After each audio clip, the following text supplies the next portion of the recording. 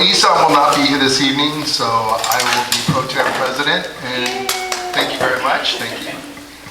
First, we're going to start with the Pledge of Allegiance this evening, but I'd like to, after we've concluded the Pledge of Allegiance, I'd like to stand in silence for a brief moment in memory of 9/11, for the 2,977 losses that we occurred on that day, and also for the 6,000 plus people that were injured as well. So would you please join me for the Pledge of Allegiance?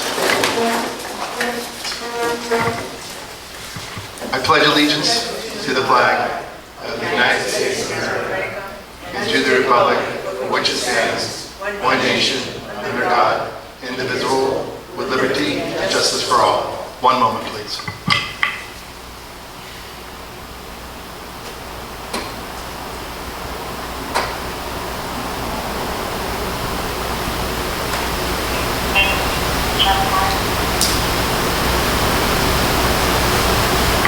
Thank you very much.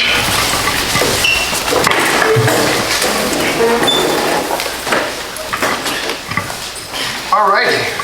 So I have to read something from Esau. Esau, since he's not going to be here, he has requested, I don't even need to read it. So it seems that our October meeting falls on Yom Kippur.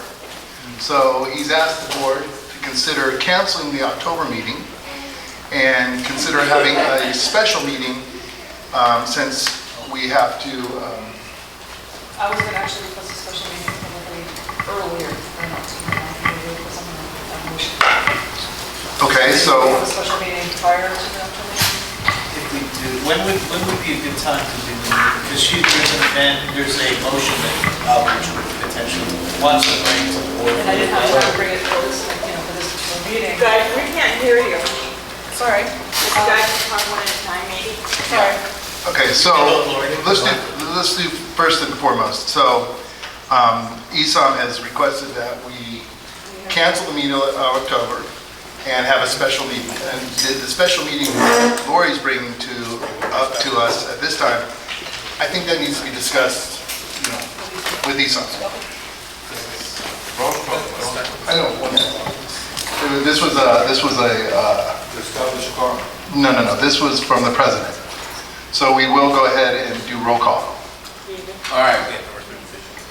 Sure. We have to make sure we have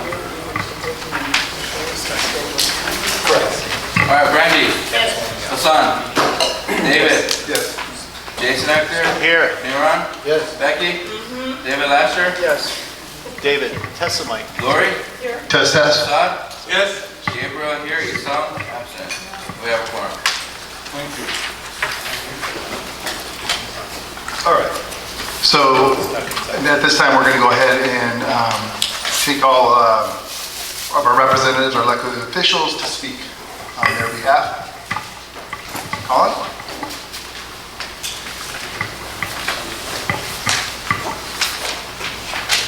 Hey everybody, I'm Colin Cruz. Huh? Nah, I'm good. I'm on all that theater training. Yeah. Huh? Oh, right. Anyway, I'm Colin Cruz, District Director for Councilmember John Lee. I don't have a whole lot for you tonight. Councilmember Colin. Thank you, sir. Thank you. We had a very successful community swearing-in ceremony last Saturday. Had about 500 people show up.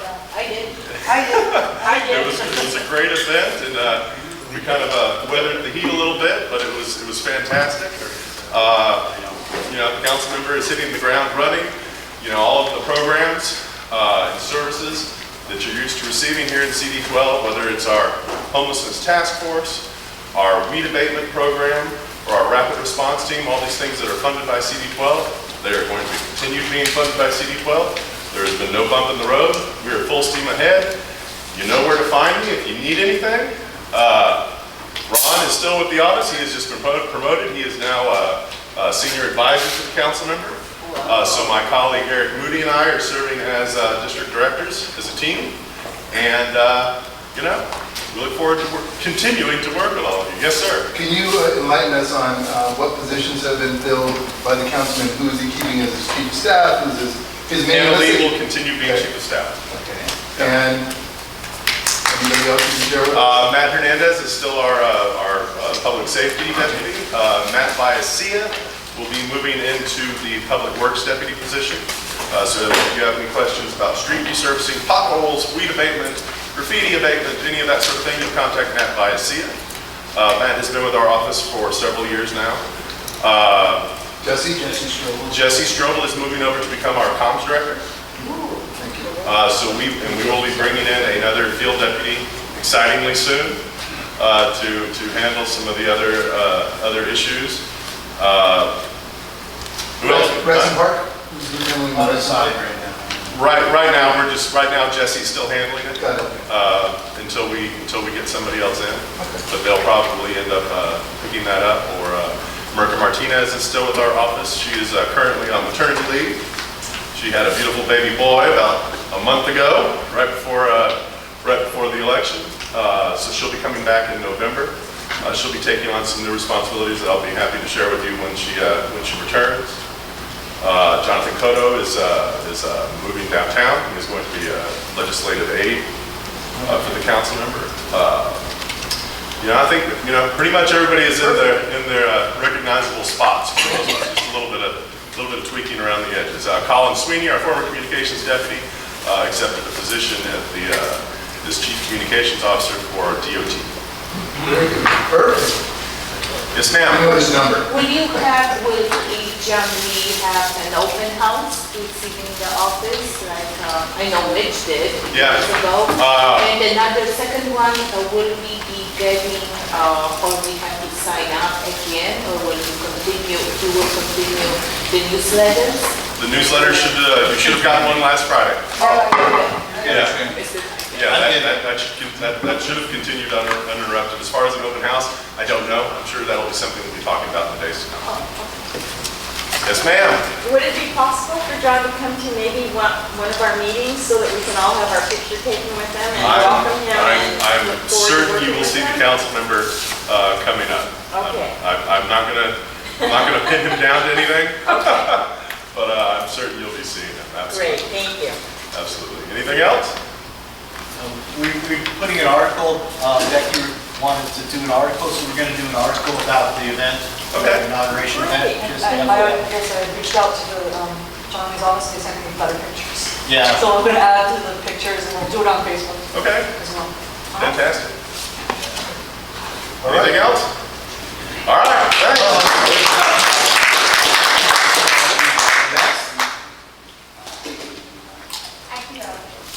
Oh, are you ready to go? Okay. Hi, everyone. My name is Tara Badani, and I work for board member Scott Schmerlson. He stopped by the meeting last month. Unfortunately, I couldn't make it, but I'm going to be the point of contact at Porter Ranch moving forward. Do I need a projector? Okay. Great, thank you. I'm really excited to meet the rest of the neighborhood council as well as some folks from the community. My background is in research on English learner populations. I was previously working at Loyola Marymount University, so the fact that Porter Ranch has a dual language immersion program makes me really excited that I get to be in this community. My job will be to directly support roughly 35 schools in Board District 3, so we have 110 schools in over 20 communities, including Porter Ranch.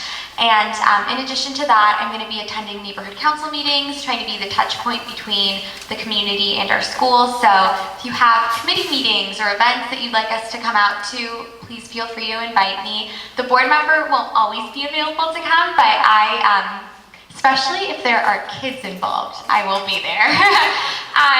So I have some updates from Castle Bay Elementary, and you're going to be hearing from Principal Saunders, the new principal, here at Porter Ranch shortly, but I realize that Miran might know some of these updates better than me because he's been at this for a bit longer than I have, so feel free to pipe in. But Dr. G wants to share that they are embarking on a global exchange program where they're interested in having students from China come to Castle Bay and vice versa. So they're currently in the works. Do you have a? Sorry. Yeah. Okay, no worries. Another initiative that the school wants to share with the community is their work with VEX and Lego robotics. So they are going to be having multiple teams coding this year, learning how to code, and there are a number of leagues and tournaments that they're going to be participating in, and actually for the first time this year, they're going to be hosting. They're hoping to host one of the robotics tournaments in February, which is really exciting. And then I'm learning about something called Rally in the Valley, which apparently you all know about. It's going to be new for me in May, but they're going to excited to participate again in Rally in the Valley. And then the last thing from Castle Bay is Invention Convention, which is apparently new to Southern California. Castle Bay is going to be one of the first schools in the region to participate, and it's really all about like building students' curiosity, helping them develop new skills, and they're hosting a workshop for teachers this Saturday, and they're hoping to be able to travel next summer to the national competition. Yeah, Michigan, yes, all the way to Michigan. So those are the updates from Castle Bay. I also wanted to share that our office is hosting an open house. So I don't know when John Lee's is going to be, but ours open house is on Wednesday, October 23rd from 3:30 to 5:30. It's at our field office in Lake Balboa, and I have cards that have that address on it. If you'd like, we're also a Google Maps location. So if you just search Scott Schmerlson on Google Maps, you should find where our field office is. And it's going to be a Halloween theme. This was a little controversial in our office because some people don't like Halloween as much as I do, but you're welcome to come in costume or you could not. We're going to have Halloween themed food, which we're still trying to figure out what that entails. But there are going to be decorations and it's going to be an exciting time. It's going to be a great time to meet the board member, and then we're going to have student performers. So again, there will be children there, which is always a plus.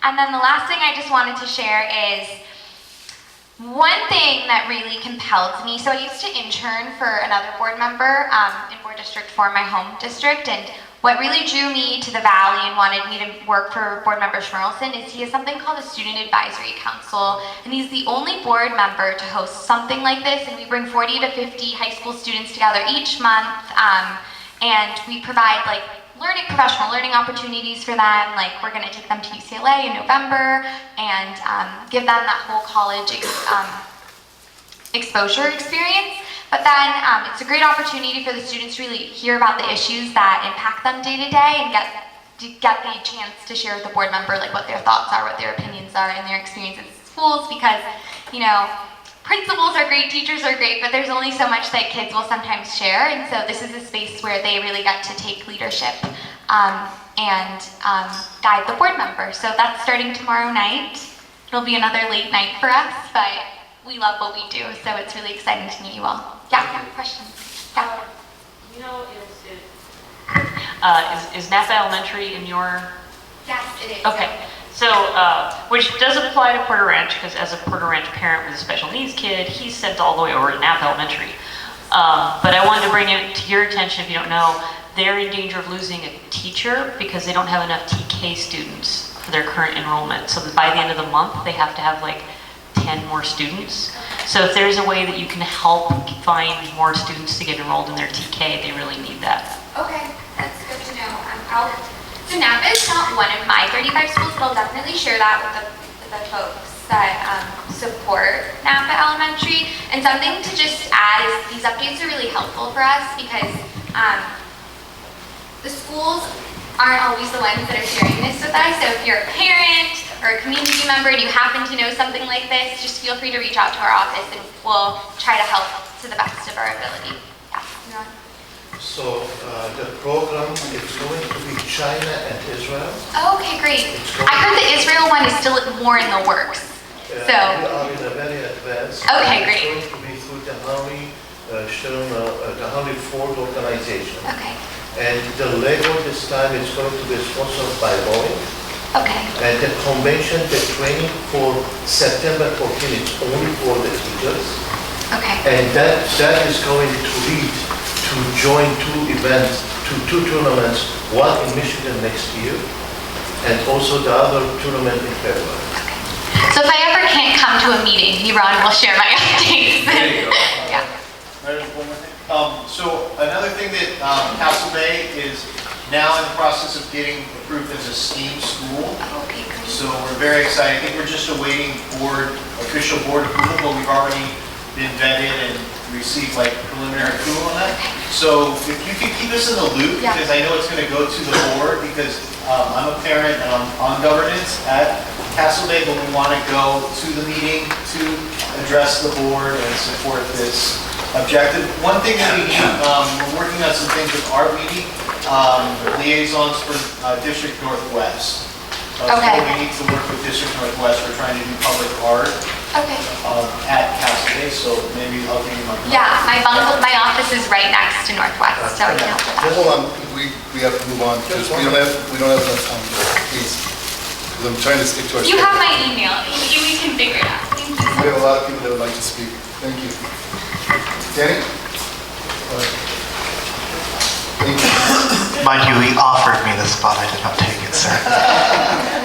And I appreciate the energy. This legislative session is beating me up, so I'll be brief. As you can imagine, it is the last week of session, so we are done on Friday until January. And so if you have any ideas for, yes, sir. Can you tell the community who you are? Oh, sorry. Ryan Willis, the district director for Assemblywoman Christy Smith. So if you live north of Devonshire, you're in our district. So I am your primary liaison for the Porter Ranch area, so always feel free to reach out to me directly. But anyways, we are ending legislative session. Lots of bills still to be heard. And then we will be on break until January. That means if you have any event ideas, anything that you want to partner up together, we are very happy to do so. So please let our office know. We are located in Santa Clarita off of Magic Mountain Parkway, but you can usually catch me here on the mornings. I have to commute this way from Simi Valley, so always happy to have coffee and meet with anybody here. In terms of our specific bills, it's been a pretty active session for us. 10 of our bills ended up being considered by the Senate floor, 3 already signed into law by the governor, including AB 853, which allows scholar share accounts to pay for expenses outside of tuition, such as rent. We additionally have 5 passed the Senate that are waiting the governor's signature, and I'm focusing on education bills because I know this body specifically loves education and supports education. 5 of the ones that have passed the Senate are waiting governor's signature include AB 1233, which eliminates the financial barrier for taking advanced placement exams for low-income high school students and foster youth. So it actually takes away that entire expense for them to take those AP tests. And additionally, AB 1739, which actually lifts the cap for high school students to enroll on-campus community colleges to take additional courses so that they can have more transfer credits going into their 4 years, for example. Additionally, a big one that got a lot of attention was AB 629, which allows victims of human trafficking to receive lost income through the Victims Compensation Fund through the state. We are very proud, and that's headed over to the governor's desk. And then we still have 2 more, and actually that's false. We have 1 more because 1 just got passed from the Senate about 10 minutes ago. So that's why I'm literally in between things right now. And I would just highlight that we are coming up on an event with the Porter Ranch Chatsworth Chamber of Commerce, so we'll be doing the State of the Community. So the Assemblywoman will be there. I don't remember the date, but I believe it's early October, if there's any board members in the crowd. But we will be there with Councilman John Lee. So very happy to join you guys at that event. Any questions? What was it called? State of the Community. Yes, ma'am. On the 118 freeway exit at DeSoto going west on the off-ramp, it is just so full of traffic. Would you call your office? 100%, and actually I believe it's Mr. Kim that usually did that. Yeah, so I file the complaint with Caltrans each time personally, so feel free to remind me of that with an email. I'll give you, or call me tomorrow. I'm very happy to do so. You can call our office. Any other questions? We're good. Thank you. Thank you. All right, thank you very much. For those who do not know me, I'm Senior Lead Officer Danny Del Valle, LAPD. Thank you very much. Pleasure to be here. Yes. Thank you very much. Thanks for that moment in the beginning there. I appreciate that. Lots to think about today. It's been a very busy day. I know if some of you had put on the news today, we had that incident earlier in Northridge where the murder-suicide of the family. So, yeah, that was today. It was 9600 block of Van Alden, murder-suicide. Father went ahead and he went off. He attempted to shoot his daughter first. Gun malfunctioned.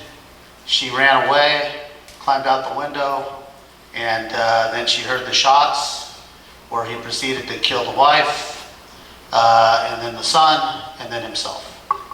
So isolated incident. What time was this? This was earlier today. It was about 9 o'clock, around there. Very, very unfortunate incident, and because I say a lot of us have families and understand, just that grief. And tomorrow we'll be doing some more outreach out there within the area. So if you see us out there, that's what we're doing. Just reaching out to people, letting them, feel more assured that, feel safe in the area. Community events. We have Cop on a Roof tomorrow. Okay, I see someone started early with the donuts. It's Cop on a Rooftop, and it's at Dunkin' Donuts. It's actually LAPD. We support the Special Olympics, and we try to help support to help them raise donations for their events. Everything goes just to them, to their events, and that's tomorrow. Starts at 6 a.m. to 10. So we will be there, and hope to see some of you. Yes, on Reseda, 9355 Reseda. And thank you. Put some flyers in the back over there. And there's some here at the table. Other event going on for our area. We have my basic car meeting later this month, also September 26th, 9901 Mason, 7 p.m. And we have a few different guests out. That flyer is also on the table back here. We'll have someone regarding communications with ham radios, and then others discussing our volunteer programs. So come out and hear what Devonshire has to offer, and also maybe what you can give back to the community. So they're good programs, excellent for the area. Okay, Chatsworth Kiwanis Oktoberfest, September 28th. That's from 11 a.m. to 5 p.m. Chatsworth Junior Baseball Fields, 21350 Mayall Street. Admission's $10. Kids 3 and under are free. A lot of different family. Geared events there. I think there's going to have some bands, stuff for kids, face painting. It's really nice. We'll be out there. I'll be out there. Put a flyer back there on the table regarding that. There's also the Solid Pasta Dinner coming up. Yeah, that's around here again. Solid is the supporters of law enforcement in Devonshire. That's really the boosters, kind of, you'd say, for Devonshire Division. And they help get us supplies, things for the officers that the city is unable to obtain for us. They help tremendously, and we appreciate that very much. And they have a great dinner. It's all you can eat, and they have all the local restaurants that are within the area, Chi-Chi's, Maria's, just a ton of different locations that are supporting this. And it's $10 a plate, all you can eat. What date is it? That is Friday, October 11th, from 5 p.m. to 8 p.m. at the St. Nicholas Greek Church, Plummer and Balboa. What was that, sir? A month today. A month from today. 1 month from today, okay. Just a few things I'll cover real briefly of what's been going on. We were very fortunate to obtain Councilman Lee is coming in, and just as he mentioned, that they are very much involved with us, supporting different details that we're able to target. So we'll continue with doing our impound task force, assisting with trying to clean up the area, different things like that. We have some volunteer crime prevention details taking place. We'll be actually working in some of the parks. We're going to be doing Mason Park pretty soon, saturating the areas, because we're getting calls like trying to set up tents and stay in the park, and we're trying to, keep that nice and clean. We were having issues in the past regarding the motor homes, and then we were able to go ahead and clean that up, and we want to keep it that way. So we'll do these details just, like I said, to work the area and try to keep our crime down. Devonshire in the city right now is number 5 in crime reduction. Out of the 21 divisions, we're number 5 in the city. In the valley, number 3. For the car, we're down to negative 7.8, almost 8%. Response time, I like to talk about that because people go, hey, it took the officers, so-and-so long to get here. It's a huge division. We always like to focus on our response time, and this is something that we pass on to the officers also, as senior lead officers. We tell them, hey, you know what? We always shoot for an average of 7.0 for the response time. It was averaging 7.5. So we're just a little above, but we like to let folks know, just, hey, that's about what it would be to get all the way across this division if we have to. CERT training has been going on. Right, Mickey? Thank you very much for helping out with that. Very important. That's going on through September, October at our community school. They were able to provide a location for that. We always need to be prepared for the emergency because we're going to have one. It's just a matter of time when that's going on. And really, that's brief. I wanted to be real quick. If you have questions and you're concerned about the area, come to my meeting. Okay? That's where we have all the time to discuss all the issues. And September 26th at 7 p.m. St. John Hughes. Yeah. It's Plummer and Mason. No. For my meeting, it's at Lassen and Mason. Yeah. So again, please come. We'll talk about all the stats within the area. We always like to discuss certain issues within the community. Yes, sir. Would you share with the community how vast, how big your district is? How far you have to, so people don't know when an officer gets a call. Oh, thank you very much. How far he has to come. Yeah, exactly. Let's say he's having a call over off the Pena, and there's a call over off the 405 and, Nora.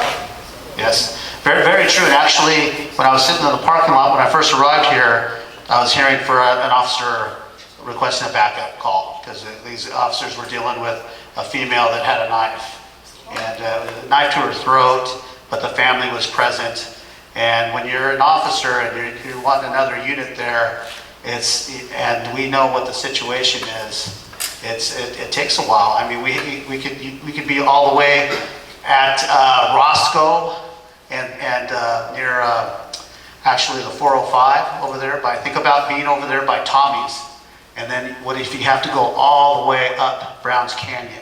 How long that's going to take to get across this division? We have a very large division. And we've, like I say, thank you very much for bringing that up. We brought that to the attention of the chief, the mayor. They sent somebody out, and we'll see how long it takes before. I think we're going to get another car. Just a matter of them, because it takes a lot to get that car because of the cost of additional officers, other resources involved, having to reconfigure the whole area. So it's not something that okay, we can do that. And that's yes, ma'am. I'm curious. I know LAPD has a small program, I think what they're called SMART teams, where it's a mental health professional that goes out and... Correct. Do we have any of that in our district? Oh, yes, we do.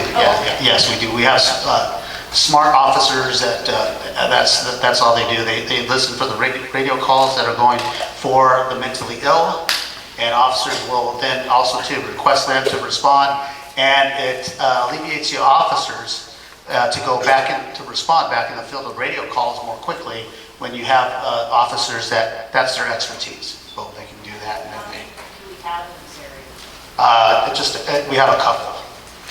Yeah. They respond for the whole area, the whole division, the valley. Yeah. There's a thing. Yes, sir. I know it's kind of whack-a-mole, and I know we're also a victim of some of the build-up, how they plan for our community with the roads, but we're getting emails, and I'm seeing almost a daily, especially weekends, you can set your clock to the people doing donuts at the dead end where Cessna and Reseda meet. It's so prevalent that I just have to believe that they have absolutely no fear of anybody coming up there to deal with it. We put calls in, you'll see one unit coming up 45 minutes after we place a call. These guys are halfway down the freeway by then. It's something that needs to be like, what's going to take to get the special enforcement team quietly sitting behind ET Park, because we're talking 4 or 5 cars lined up. Oh yeah, no, you're right. It's an issue. It's a concern, and these individuals that are out there doing this, they're with their smartphones, or they're going ahead. They're in areas because I've worked them. Where I'm in a plain car, windows are all blacked out, and we're watching these individuals, and they're on their phones, and they're like going ahead, sending messages to their other crew guys and such as to where we're at. They're stepping in calls. Also, too, when they hear that officers are responding to a certain area, they will also go ahead and step in bogus calls to try to get the resources away. So it's that's something. Special enforcement team doesn't take those calls. They're up there just doing that. For them. Right. But that's Valley traffic. That's a whole other ball of wax with Valley traffic going ahead and doing that. But that's something that the chief has been aware of. Matter of fact, he even addressed that here. Question for you. Yes, ma'am. Do we have another meeting with government, and like we had last time, we went to different places to advertise the police safety? Another one of this? Like the community outreach? The open house, is what you know? No, coffee with the captain. Coffee with the captain. Community awareness. We have community awareness. We actually have that coming up on the 20th of September. And we'll be in the Chatsworth area at a location. It should be actually Last and Mason out there. And then we're also going to be working later on into the evening at Chatsworth and Zelza, where they have the catering trucks. We're going to be doing that in the evening. So officers will be out there in the evening interacting with the community. So you're going to send us Yes, we'll put it out there. We'll put it on the social media. Officer Troy Pearson will put that out. He's our media man. Okay. Yes, ma'am. Coyotes have taken over the neighborhood. I know this is their land, but what can we do? They took one of my dogs. I know this is their land, but... No, and something to be concerned of, because the wildlife, the coyotes, they come out of the hills because they're hungry. They're doing all the building. They're 24 hours now, but not... Oh, yeah. In the morning and night, they're 7 o'clock. Yeah, coyotes and the mountain lions and such. This morning on the news, they announced that they were going to have trapping for coyotes during the day and the evening. Where again? I don't know. That's all I heard. Greg Smith's motion. Or, no, was that English motion? It started. It started. All right, any more questions? So I'm... Okay, thank you. Yeah, no, exactly. I have a 7-foot high fence and 2 fences, and they came in and took them at 11 o'clock in the morning. Oh, I'm sorry. What can we... Just have to be aware of it. This is their territory that we're taking over, but... And the question is, what can we do about it? We have to really keep an eye on our animals, go out there with them. If we just can't open the door, let the animals out anymore and think, okay, they're going to be okay. Because right now it's happening all over. Even myself, I have 2 little dogs, and I walk out there with them to make sure that they're not getting taken away. But that's and with that, keep that in mind is you're out there with a wild animal yourself. So have something, exactly. Yeah, and you yourself have to be aware, what are you gonna do if you have a coyote right there in your face or anything like that? Well, animal regulations, but for them, they'll respond if there's animals trapped, like if it's at a certain location, because they're gonna say, hey, you know, if it's just running around, they'll send a unit out, but it takes forever, and that person is searching the whole area. Officers, if someone's in peril, in danger, we will respond number one also too. And you know, but you just have to take the different factors in mind.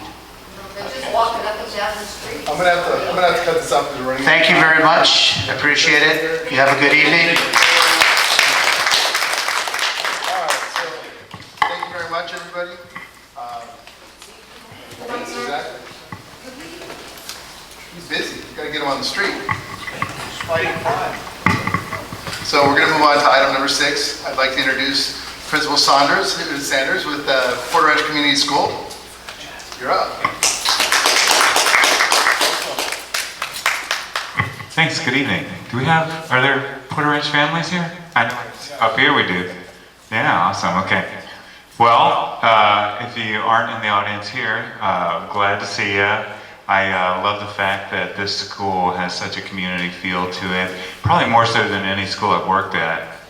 And I've been at about 15 different schools in the district, between being a teacher and an instructional specialist and an administrator. So as I came here, I was very excited to come here because of some of the uniqueness about the school, the community aspect, but also they have a wonderful dual language program, which Tara was talking about, as well as just the opportunity to have a small school feel when you get into secondary, which to me as a parent is very important. I have 5 children, 4 at home right now, and we've been very purposeful in how we put our own children into different schools. You know, we're looking at things like a small atmosphere. Are they getting personal attention? And that's what I saw in this school. Not only that, I've worked with thousands of teachers, and there's no group of teachers in this school that comes to the level as our group of teachers. So it's really exciting. I'll share a little bit about myself, yeah? Yeah, I'm agreeing with you. Okay. My prior stop was a principal in the Pacific Palisades, so another very involved community. It's a little cooler weather there. They get about 20 degrees less there. So when I got here, I said, no. It's wonderful. But it's a nice small town atmosphere there, just like this has that same community atmosphere. I've kind of enjoyed, I've been privileged to work at some of those I've worked in Studio City at a very high performing school, similar to here. And I started a gifted magnet on the west side of LA. That was very successful. I've started some STEAM academies and STEAM magnets. So those are some of the experiences that I bring to this school. And I heard Castle Bay, as a STEAM focus. We actually do 2 already, and we're working on STEAM certification and innovation. A lot of my background, again, is in gifted education, but it's also in educational technology. But the thing is, we want to make sure before they are thinking about technology that they are what we call digital citizens. And so there's a website, you may have used it if you have kids, called Common Sense Media. We often go there to look up movies and see if they're appropriate for our children. But they also have a certification program that when you bring it into the school, you're ensuring that your children, your students are digital citizens. They understand what to do with the technology. They understand that technology could be used for bad or for good, and we want to make sure it's used for good. So that's kind of where we want to lay a foundation, is that we know how to use the technology and innovation. Another idea that I hope with some of our very high-level teachers who are getting excited about some of the potential is an idea called a maker space. And I'm a doctoral student at USC. If you're a Trojan, fight on. But I did get my math degree at UCLA, so I do split the difference here. So, but my focus right now is on what our children are going to be prepared for when they hit their 20s, and we don't even know what the jobs are. We can't even define or understand what the job. I mean, yeah, we're going to still have McDonald's, but there's going to be jobs that we can't even define yet. And so what I'm focusing on with my research is, are we developing critical thinking skills? The ability to use logic and creative thinking skills. And in some national surveys that have asked CEOs, what's the most important thing for your Fortune 500 company? At the top is critical thinking and creative thinking. And so that's where my research is going, and that's what I'm bringing into some of our discussion at the school too. Well, circle that back to this idea of makerspace, and I heard an amen over here. Yeah, you're familiar with it. Well, makerspace is an opportunity for our students to be ready for any possible opportunity that comes their way. And they were started up in Silicon Valley, and the idea was that you could come to a space where tools that you could not afford yourself, $10,000, $100,000 tools that you would have to have Kickstart or venture capitalist funding to take your idea to fruition. But this makerspace is a place you come to, and you're just renting maybe for $50, $60 a month, but all these tools, laser cutters, machinery is available to you so you can take your idea and make it into an entrepreneurial effort. And some of the ideas that have come out of there are, you may not need it in these gated communities. I don't live in a gated community, but I have on my front door the ring, where when someone comes nearby, my camera goes on and I see who's at the door, and I could record it from it. That came out of a makerspace. So someone had an idea. It's the thing is you think of what's a problem that needs to be fixed? What's a problem that I can help find a solution to? And I go and I make it. Etsy, if you've ever used that website, Etsy, where a lady who decided, I'm just gonna start making cell phone boxes, cell phone covers, and she started designing these. And it bloomed to this website that is now Etsy, which is a way for other people with creative ideas to come and sell their products. So that's what a makerspace does. And so this is something we're actually starting some training on with some of our teachers. I started the only elementary one in the district at my last school. And so now we want to do it here. And I think it's something that makes us unique. I know we have a lot of competition. I heard of all the great things going on at Castle Bay. I'm a very competitive person, but I will work. Yeah, we can work together. That is actually my comment. You segued right into it. You have all these great ideas, and like a lot of these things, we're just starting. Like we just got the one-to-one iPads. We're just starting this invention convention. This is all brand new for us, so we love to collaborate. And the children at Castle Bay have wanted to do sports. They don't really have many sports, but they wanted to play against the kids at PCS. So I encourage you to meet with Dr. G and see how you guys can work together, and David and I, like David sits on the board at PRCS and I sit on the board at Castle Bay. So, we can definitely, you're welcome, the door is open, and I'll speak to Dr. G about it. Yeah, that'd be great. And my last school, the YMCA, actually helped coordinate a local elementary sports program where you could compete at a nice fun level. You can help us a lot. It'd be fun, and I do know the AP there. I think it's Geringer. Yeah, I know him really well. He was at Mosque. He's really big into innovation. He got Mosque to a very high level too with robotics. At Rally in the Valley, he's one of the people running that. Yeah, he's a great guy. Yes, and then I see it there. So for one thing, if you want an example of a kid using makerspace, there was a girl that created magnets for the inside of lockers and wallpaper, and she sells those now. She was actually made a millionaire very quickly from this makerspace. So even the kids can do great things with the tools they're doing. As for these wonderful, great ideas that you and Castle Bay are doing, if you want to look at trying to collaborate and also compete, something that we could look into is if both schools wanted to do video game development, which is my specialty, my background, and I teach it. There are lots of student game competitions. They don't usually get many children below high school and college doing them, but they could. There's no reason not to, and they could even there'd probably be a lot of press about it. And if the two schools wanted to compete, that could be interesting and a good use of both encouraging creative thinking and developing STEM and logic, because there are programs you can use with programming or without coding, and anybody can draw. There's a 5-year-old that made a video game with their dad. There's a lot of things in that area that we could do, and I'm happy to help. My son's probably going to go to one of these schools soon, so. You're in Napa. Yeah, he's in the PCC program, so. But I'm here to help. Thank you. Good. I hope I get your information. Scratch, which is a wonderful coding program, our kids at my last school did use that to create video games themselves too. It does have that capacity, but I love. Okay, fantastic. Yes. I know when we built the school, we looked into getting an industrial arts component. Is the school looking into anything like that for the middle school students at this point in time, like a shop, auto repair? Well, when you look at a makerspace, you have makerspaces that can be high tech, 3D printers and all that. But the makerspace that we got started basically looked like wood shop. Our students were using saws and drills and they're using their recyclables. They're using their hands, yeah. And they're cleaning up after themselves too.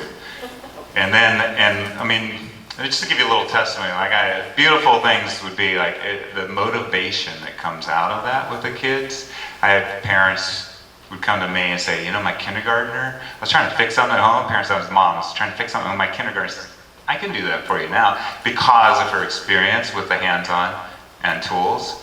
So industrial arts is probably like a term we're familiar with these. I don't think any of our kids know what industrial arts, if we said that, but it's kind of the same idea, which is, it's just taking it to an entrepreneurial level. It's kind of the same thing, but thinking, like you're saying, it meets a need somewhere that could even become like an economical venture, right?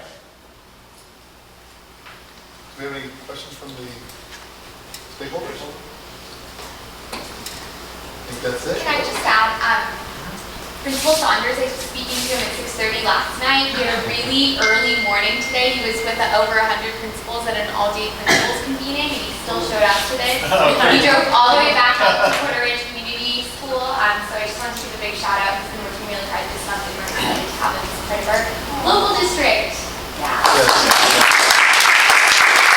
I'm really thankful. We have great adults here, but we have great kids, and I'll be honest with you, I measure my success based on what the kids think of me. And so I try to make it a point to build relationships with the kids. A lot of my focus this month has been getting into classrooms and just meeting the students, sitting down with them at lunch, playing out at recess with them. That's what I wanted to accomplish first, is building the relationship, letting the kids know that I'm here for them. I'd like to add to you, one of the things Principal Saunders is he's taken it out of the textbook where he's really improved it. He goes out and he greets the parents on Cessna. It kind of keeps them in check for not double parking or triple parking, dropping their kids off, but he greets people. And then he walks over to the elementary and he's out there and he's greeting people. And I thank you for that because it makes a difference. And it also helps the parents behave better.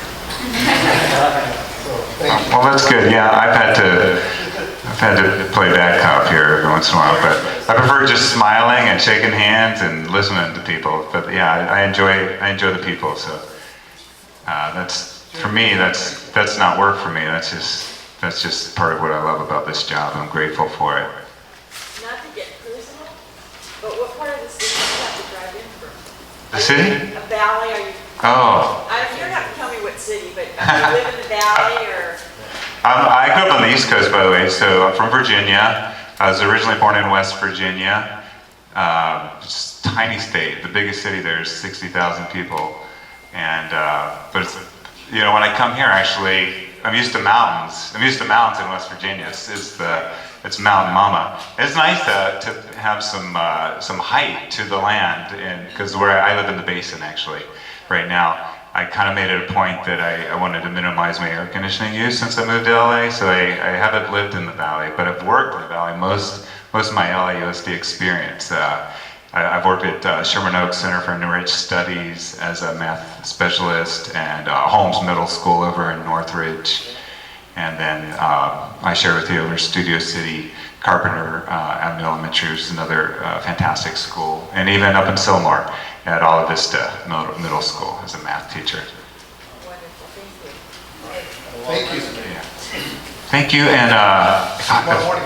yeah, we got a informational parent meeting tomorrow morning, which I'm excited about. And if you'll forgive me, my mother-in-law had a stroke recently, and my wife's taking care of her. I need to go get the kids, and I'm gonna grab a sandwich if you don't mind and head out. Okay. Yeah, thank you. Thank you. I was really glad to meet you guys.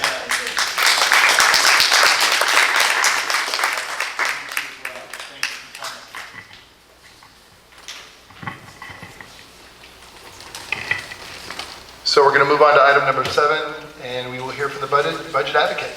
I wasn't suggesting that you take admin since she left. You guys have been trying to pass the buck all night. We've got both of you. Is that what it is? Okay. I'm Brian Allen. I'm with Granada Hills North Neighborhood Council, and I am a budget rep for Region 2. So is Glenn. And Gary Fordyce is the third one in Region 2. We are currently developing the meetings. We're setting the meetings with the departments. So that is moving forward. There isn't a lot of news since the last time I was here. We're still setting those meetings.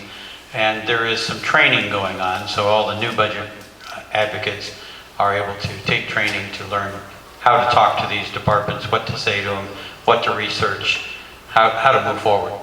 So we are stepping up that process, and if you have any questions, I'll be happy to take them and explain anything that you'd like to know about budget advocates or the budget in general. Jason? So I'll speak for David and I. We haven't gotten together, but we'd like to hear priorities from the board. Last month I mentioned that, but like one of the priorities that I know that have come from the work that we've done in the parks is the maintenance of the trails. And the equipment. We don't have the proper equipment. Rex and Parks does not have the proper equipment. They need a skid steer. So I don't know if we need to formally do something with regard to like our board, maybe, you know, agendizing it. But I'd also like to hear from the other board members what some of their priorities, and this is specifically for the budget, for the city budget priorities. So if you guys could reach out to myself and David Lasher, and David, we ought to get together and outline some, you know, things that we already know our board, we already know kind of what is on their mind. We should draft something, but if any of you want to speak up now and mention something, but that, in particular, that equipment for Rex and Parks and the dead tree removals, those are the one. I heard you loud and clear at my meeting on Tuesday, so I will be following up on that when that happens. Yes. We are about 7 years behind on a federal requirement to upgrade all of our playgrounds to be ADA compliant throughout the city of LA. So if we can, we're doing Parks and Rec, we can also maybe help with some of those. Unfortunately, LAUSD is not part of the budget process. Rex Parks, okay. They did upgrade Wilbur Tampa Park and ET Park have been upgraded. Yeah, those two have. I mean, so which parks are you in? I mean in LA. The whole city. It wouldn't matter if the parks are behind.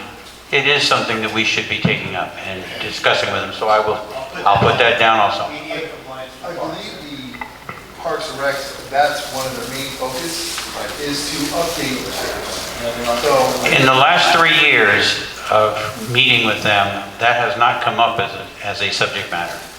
So maybe it was just in side discussions that we've had with them while they were doing our. very possibly, but as far as the budget goes, it hasn't been something that we have discussed. So I'm glad to hear that, and we'll carry that forward too. Becky? Is the RV Knock Committee still in existence? Is the what? For Rec and Parks, the RV Knock Committee, it's a committee that's put together that puts the budget together for what parks are going to get what. The answer is yes. Every October. You know what I'm talking about. Yeah, Regional Volunteer Oversight Neighborhood Committee through Rec and Parks, and they have 3 of them throughout the city, 1 for the Valley. And they usually convene in October to determine recommendations for. So that they usually are the ones that say what parks need what and all of that, right? If it's funded through Right. whatever the park measure was, that's their funding source. And so yeah, Okay. because they tweak that money. Okay. If you could help us with that information, because I'll look it up, but we're very passionate about the parks. As you can tell, we spent a lot of money doing a lot of work in the parks. So I know you're going to be meeting with Recs and Parks. So these are the things that really are important. So the RVNOC deals with line items from the bond measure. Those are already known, going out for the 30 years. But then they also have discretionary money that's it's competitive grants. So you can, working with your council office and getting Rec and Park support, if it is something that's eligible for one of the competitive grants, getting to that side. Oh, okay. And I mean, briefly, just to let you know, Porter Ranch has more parks, this council district, than all the others put together. So ask everything for Porter Ranch. I mean, Chatsworth needs stuff. A lot of the other communities need it, and I think that I'd like more, of course, but I think that we've received a whole lot from Rec and Parks. And Well, we work on a regional, so there's Region 2 is what's Region 2? Region 2 is the, Like what cities? well, it's the 8 NCs in this region, the 3 Northridge, Chatsworth, Mission Hills. So we're advocating for all West. of those at once. I mean, North Hills West. So one of the things that Jason and I are advocating for, when he's talking about the skidster, is that we have more trails between equestrian trails, more trails than anywhere else in LA County, right here up here in this North San Fernando Valley.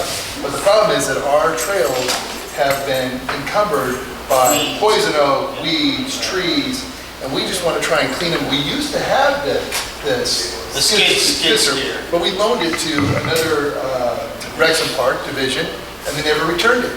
So everything's just overgrowing, but we want to get it back and clean it up because people do use our parks, people do use the trails, and we want to make them friendly. This is one of the goals of the beautification committee. One of the goals. Well, I can assure you that someone will bring this up with Rec and Park, and we'll see if we can't move something forward there. Anything else? Yes, Brandy.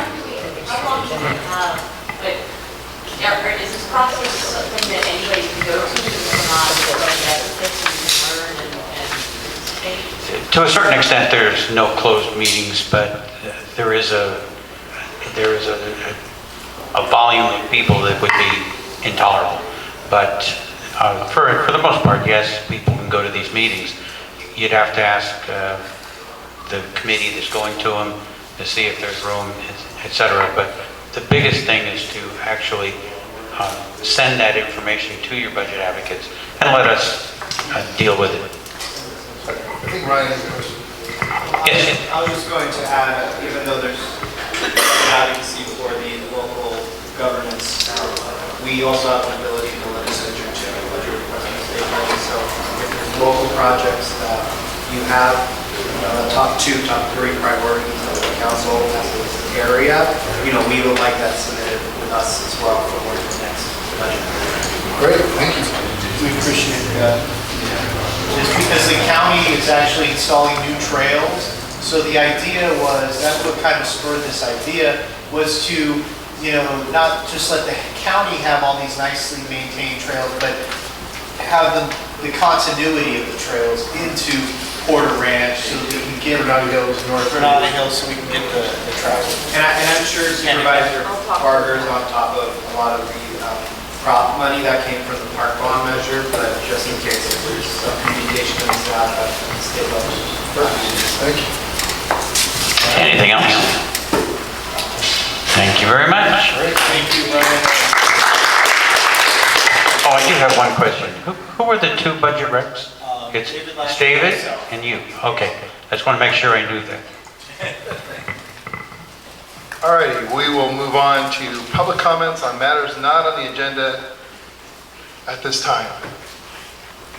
I know nothing was submitted, but do we have any comments? Oh, I'm making up time. I love this. This is fantastic. This is the first. You want to talk about So, since Jasmine's not here, I feel a little bit obligated to remind everyone that Congress of Neighborhoods is Saturday, September 28th. Thank you. And so if you haven't already registered, I looked at the breakdowns of registrations, and Porter Ranch is not among the top in terms of the number of folks that have registered. So if you're planning to go, please go to nccongressla.com. But it's in your monthly profile and it's linked. And please do register. There is a change this year. You must register prior to the Wednesday before, because they're not going to be generating name badges after that, and also the food order, et cetera, et cetera. Also, the registration is greater than last year, and last year they had 1,000 registrations, so at some point they're going to make a decision to cut it off. So anyway, avoid disappointment. Register tonight, tomorrow. So that's number one. And then secondly, for the Valley Alliance of Neighborhood Councils, meeting is tomorrow night. Hopefully those of you can get that e-blast.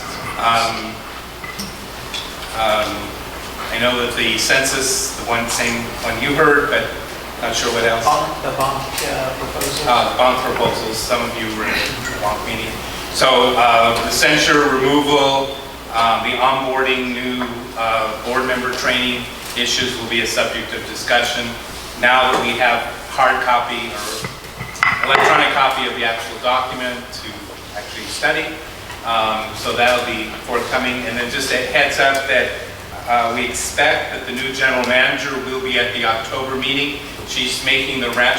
She officially takes office next Monday, but so too late. Not making this bank meeting, but the next one. So we expect her at the October bank meeting. That'll be her first time meeting with the Valley Neighborhood Councils as the new general manager of the department. So, you know, I'm sure there'll be other opportunities. By the way, I forgot to mention at the Congress, she will be featured there as well, and the mayor this year will be there in person. So there will be an opportunity to hear from her as well at the conference. Yes. Thank also has a presentation from the mayor's office tomorrow night on the new Green New Deal. Right. I forgot the headline. We didn't talk about that earlier. Thank you. Thank you. And then just a final reminder that the bank planning forum will be November 14th, second Thursday. So that's a big deal. So all your planning and land use members, board members, stakeholders at CBS Studios. I don't have the details as far as the format, but usually there's a panel presentation, then a number of breakout sessions on topics of interest. So, okay, thanks. All right, so we're going to do something a little bit different today. So we're going to, on item number 9, we're going to be doing board member comments and committee updates. So if you have a committee, you only have 2 minutes, or keep it brief so other people can speak. So we're going to do, you can do both. You can do your updates and you can make a comment to the board or to the community. Should we start?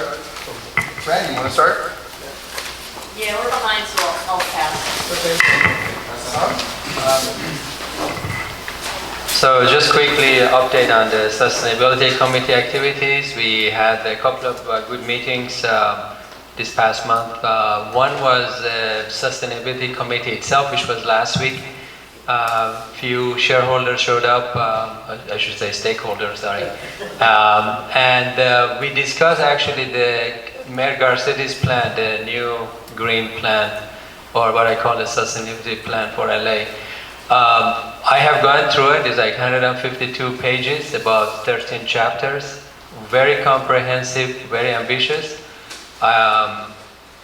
Based on my background as an engineer, I think it's doable, but it takes a lot of effort and public education to make sure we get to the goals that is stated there.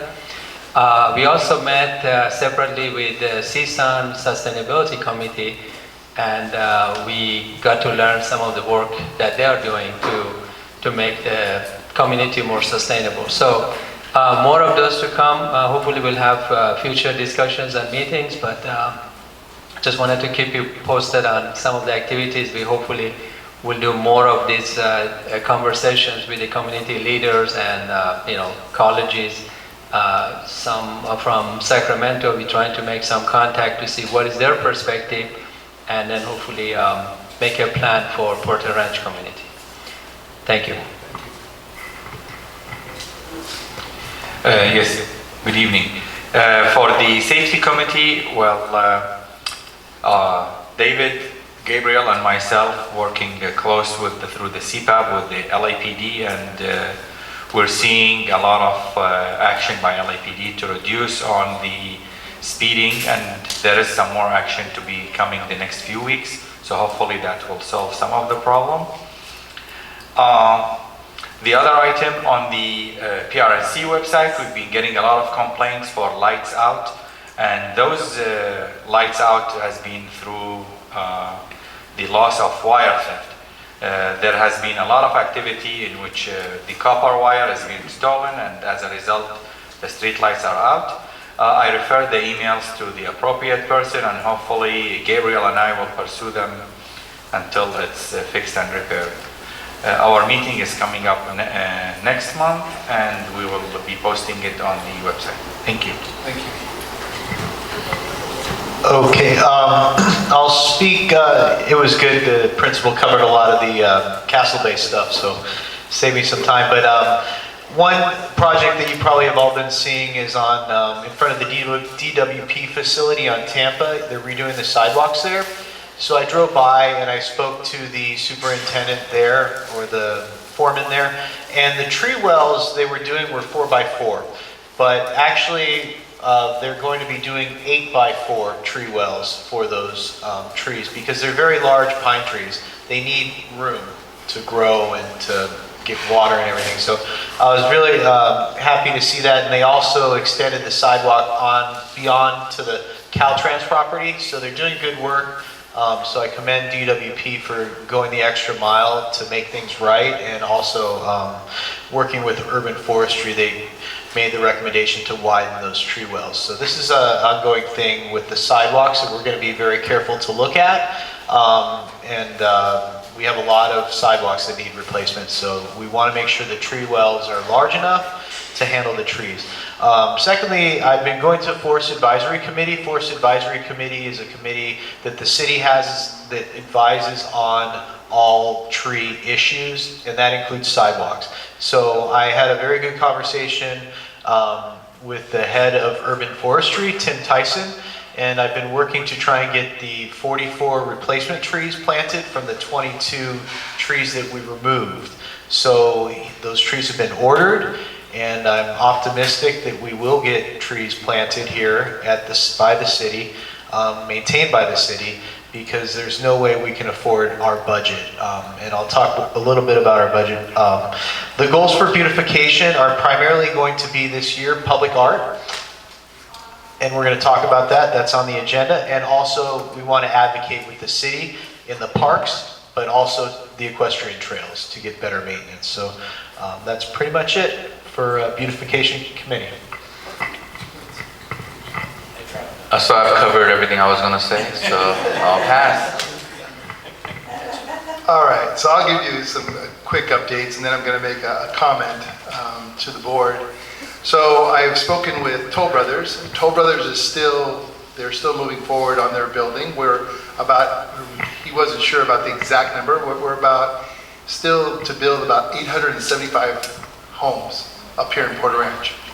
So they're coming, it's coming. Just food for thought. As for the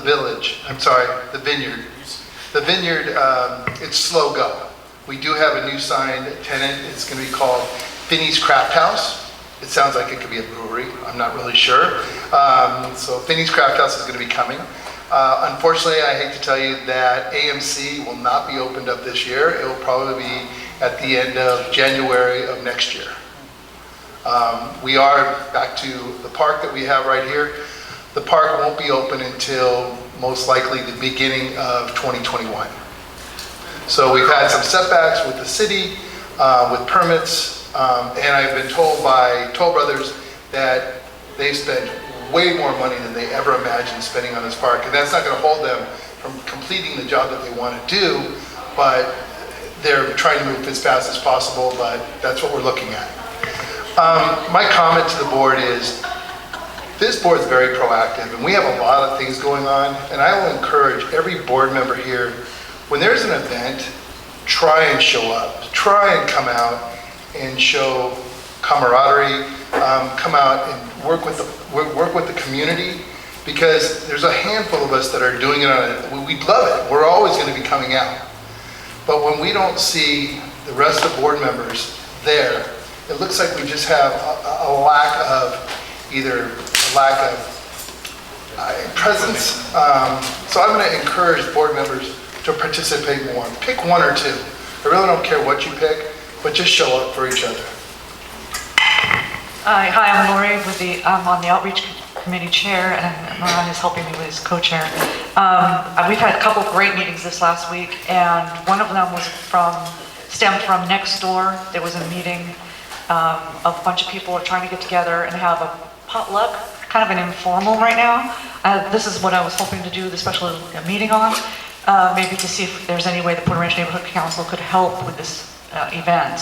So it's basically right now a very informal setup where they want people to bring in their own food for lunch on a Saturday. Right now it's set for October 20th for everyone to hang out and just get to know your neighbor. Because a lot of people can't make this kind of meeting, so Saturday afternoon would be good for other folks to get to know each other. So if you see it come up on next door, Michelle Johnson is the one that will probably be updating that comment, what the next steps will be.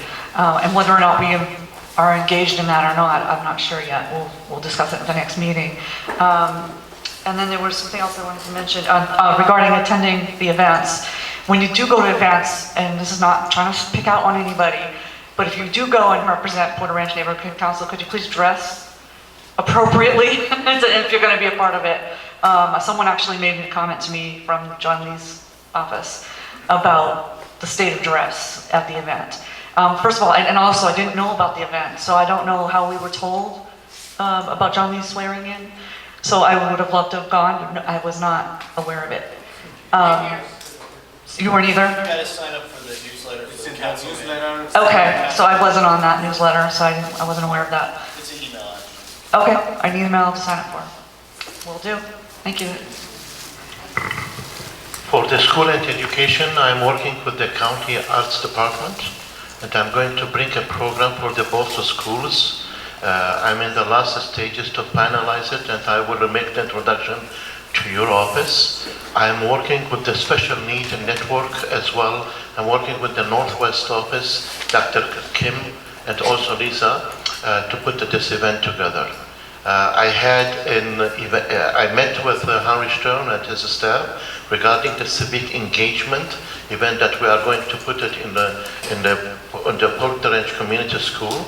It's going to be at the end of October. We are also working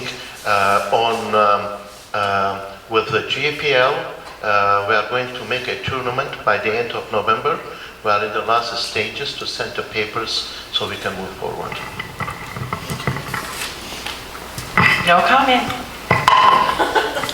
I was approached by two residents at a previous meeting. They were new to the area and they didn't know where Northridge separated from Porter Ranch. They were bringing up the fact that there are these sidewalk taco stands everywhere and they appeared out of nowhere. Part of it, so I just want to let you know that that is being looked at by the LAPD and Bureau of Street Services. Last time I counted, there were 22 in a 3-mile stretch down Reseda. The Carl's Jr. closed because of the impact of these folks, and they're all unlicensed, they're all prohibited per health code. I don't know the last time you heard a fast food restaurant half a mile from a college closing. It's never happened. And the shutdown because of the number of unlicensed businesses selling tacos. It's late as 3 o'clock in the morning around that way. So they were aware of where Porter Ranch separated from Northridge, but if anybody asked, it's being addressed. So I'm going to follow up with David's comment. This is so in regards to the food vendors, this was approved by our mayor, Eric Garcetti. Unfortunately, the health department's not looking into it. They're hands off, as well as LAPD. So they have every right, unfortunately, to be there until most likely there's a situation. So unfortunately, until the mayor, or maybe we can encourage the city council to do something, but at this time, they have every right to hold their businesses there, and it is hurting the small businesses. I have a lot of small businesses. Matter of fact, even the food trucks have gotten together with me, and they've spoken because some of the food vendors wanted to participate out there on Chatsworth. And unfortunately, they told them no, because the food vendors that come out in their vehicles pay for those spots. It's a paid event. So, but at this time, they're there. They can hold businesses, unfortunately, because the mayor put this together. I'd like to get back and forth. It's by Eric Garcetti, if I'm not mistaken. Yes, The please. city council had to pass it before the mayor could approve it. It's not just the mayor. And I believe that Mitch was one of the very few people Against it. And the original motion was that each council district would have the opportunity to opt out of allowing vendors. And somehow, in the process of updating the motion, that part of it got cut out. I mean, I know that it was in the original because I wrote the CIS when Chatsworth voted to support it with the provision that each council district could decide. Right, and I understand, and it's out of hand, so I think it needs to be relooked at to where it's revisited, correct? Glenn? So a lot of these, I didn't know Porter Ranch went all the way down to Plumber Street, but it doesn't. No, I understand. No, I know it. I understand. We get that too. So because of that, I have been looking into the issue, and so I just will start where Judy left off, and that is the city, the council, and the mayor was putting forth a plan in a restricted manner to legalize sidewalk vending, but a lot of restrictions. And I actually have a copy of the restrictions with me, and I'm going to give a copy to whoever wants it. But then what happened in the meantime is there was a state law passed The Laura bill. that legalized, in general, sidewalk vending. And so that put a wrinkle in the city's plans, because the city was going to be more regulating it more than the state law was allowing. On these rules and regulations, they do provide certain protections, like certain distance of the vendors need to be from street lights, from fire hydrants, from driveways, from each other. They are existing regulations. I actually got this from the city. However, they said they're not enforcing them at this time. They said after January 1, but now I'm hearing from the folks that the city actually has gone back to the drawing board as far as an ordinance, and but they are in the process of recruiting and hiring employees that will be the inspectors to enforce this. So hopefully that'll all come together, but unfortunately what that means is during the next 4 months, it's the wild, wild west out there. I heard it was sanitation supposed to be going. I think it's street services. It's Bureau of Street Services, they're standing up teams right now to deal with it, but it could be 2 or 3 months down the road, but that's correct. So what I wanted to add was 2 things, because we had a test case on this in front of the former Ross next to Big 5 House. Everyone? Okay. So here's what the city, I'll just give everyone one. Here's what the city will do. So the LAPD is not, they're not enforcing it. Just a minute, I got 2 more. What we ought to do is look to agendize this meeting. Okay, I just have 2 more sentences. 2 more run-on sentences. So these calls to public works, they will come out for blocking the sidewalk. It's an ADA issue. The problem is you have to try to know what days the vendor's there. If they're 7 days a week, it's not an issue, but if they're only there certain days, try to figure that out. Also, it's very important to give the times that they set up or for sure that they're there. So in our test case, the inspector was told evening, but we didn't give him an exact time. They showed up at 3:30 in the afternoon. The vendor hadn't even set up yet, so they said, no problem, right? So that's the city in it, so you could just call Public Works for that. The other area of enforcement is through the County of Los Angeles, the Health Department. Notwithstanding what was been said about the city's non-enforcement and non-ordinance, the County Health Department will enforce for two things. One is all food sales must have a health department permit. And secondly, they must have a food handler's license. Both of those things. That's the good news, and they are enforcing it. The bad news is that for the entire county of Los Angeles, so way more than the city of Los Angeles, there's only 10 inspectors for the entire county. The more reports they get, and frankly, if they would just come and do Reseda Boulevard, for example, they could do a whole bunch all at once. So it's very limited, but frankly, I haven't seen any of the vendors displaying the health permit or the food, and they have to display the health permit. I haven't seen any of them displaying it. So chances are they don't have it. So I just, for whatever that's worth, and I have put a call out to all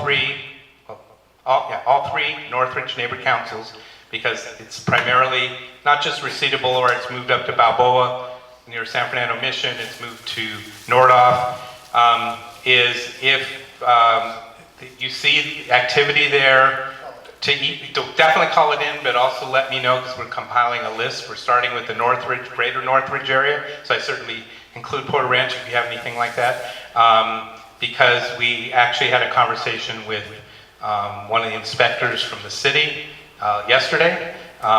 So their hands are a bit tied based on the fact of not having the current ordinance, but there are certain things that can be done. I just wanted to share that. Thank you. Okay, thanks.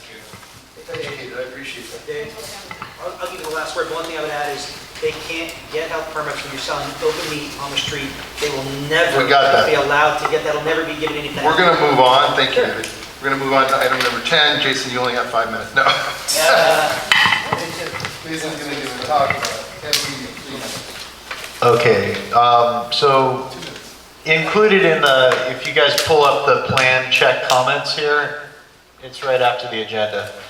So, we worked really hard on this Tampa median, and it's kind of a disappointment because the city, we budgeted to pay for the plants and the irrigation, take on the maintenance responsibility, and then the city came back with a lot of these requirements which we don't have the budget for. For example, installing a new, number 2, install new water meter separate from other medians. So that's a $10,000 cost, which we don't have that kind of money.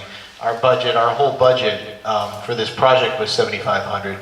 So I emailed to Ron Rubine. I didn't get a response back, but unless we have some source of funds to cover these kind of expenses, like for example, they want everything in brass. Brass is very expensive.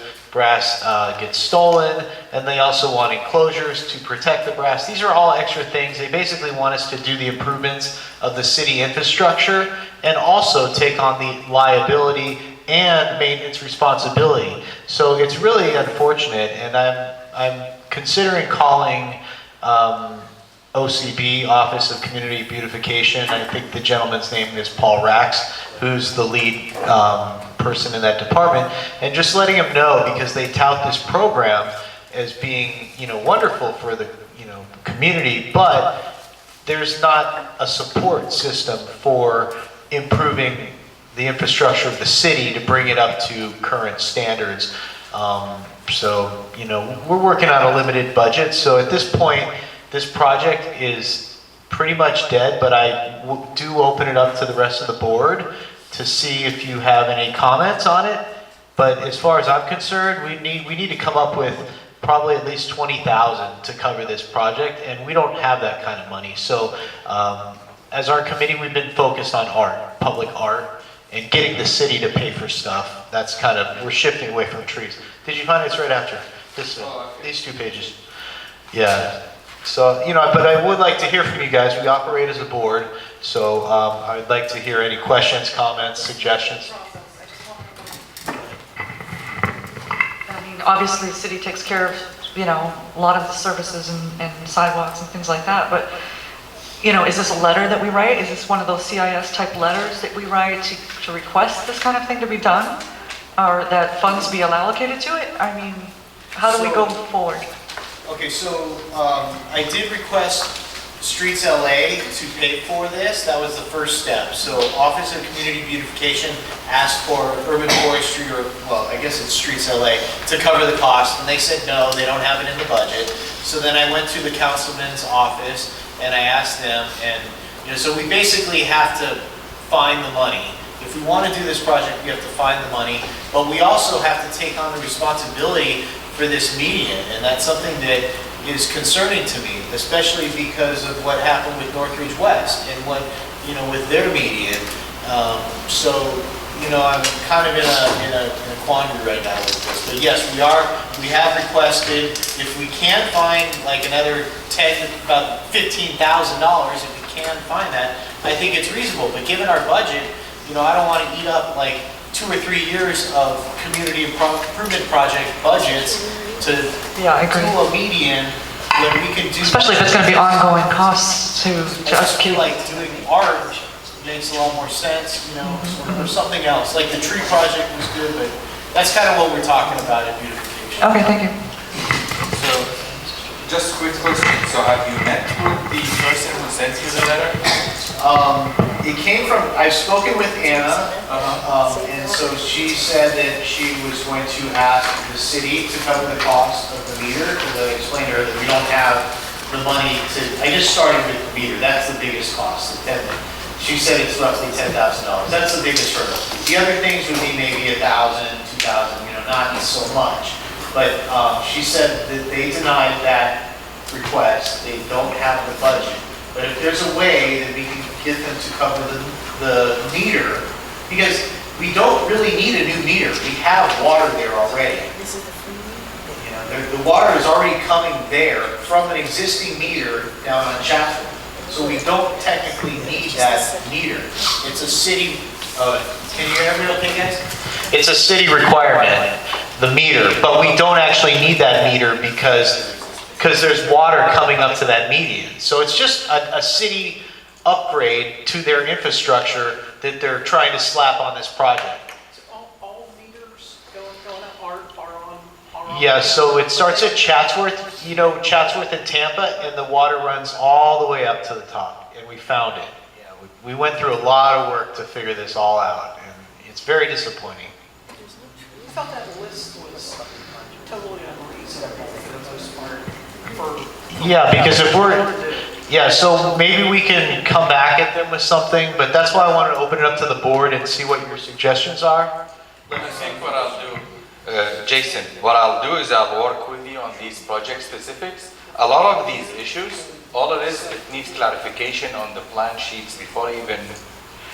Let me work with you on this one, and we'll figure out how we can make it fly. I think we're on to the question. Jason, I think that all these efforts that has been done should never stop. We should continue and we should find the path to the city 12 and to our new council. We need to move forward. We should have a meeting. We should continue working on that. Point. It's that simple. Jason, this might be for you, but Assad, both of you, can surplus people I work with, if we had a municipal water meter, can they use that, or do we have to get it from them? Because I have some path of opportunity. What they want to do is, so the water line runs, let's say, up the sidewalk, for example. So they want the water to just connect. they basically, I'm not sure if they want to get us to pay for the water or what, but the water line comes down Tampa, and they just want it to like cut across directly into that meter. That's essentially what they want to do. I'm not sure I understand. In terms of equipment, if I get a way to get municipal grade hardware, can we use that, or do we have to buy it from them? I mean, I would kind of defer to Assad, because he's like, it's not totally dead, but as far as I'm concerned, it's not something that I can really focus on with this budget that we're working with of $9,000. It's just not going to happen. I'll talk about that. Okay. Any comments from the public on the Tampa medium? We're good. So at this time, we're going to go ahead and take our break. Can we do it in 5 minutes so we can stay on time? You guys good? Break. Thank you. We will go ahead and continue. I've had a special request from Hassan. We are going to move on to item number 16 because he has a guest that came a long way. Blue card again in a minute.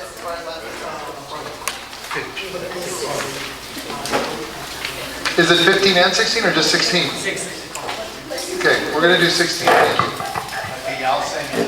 Can you pass this down?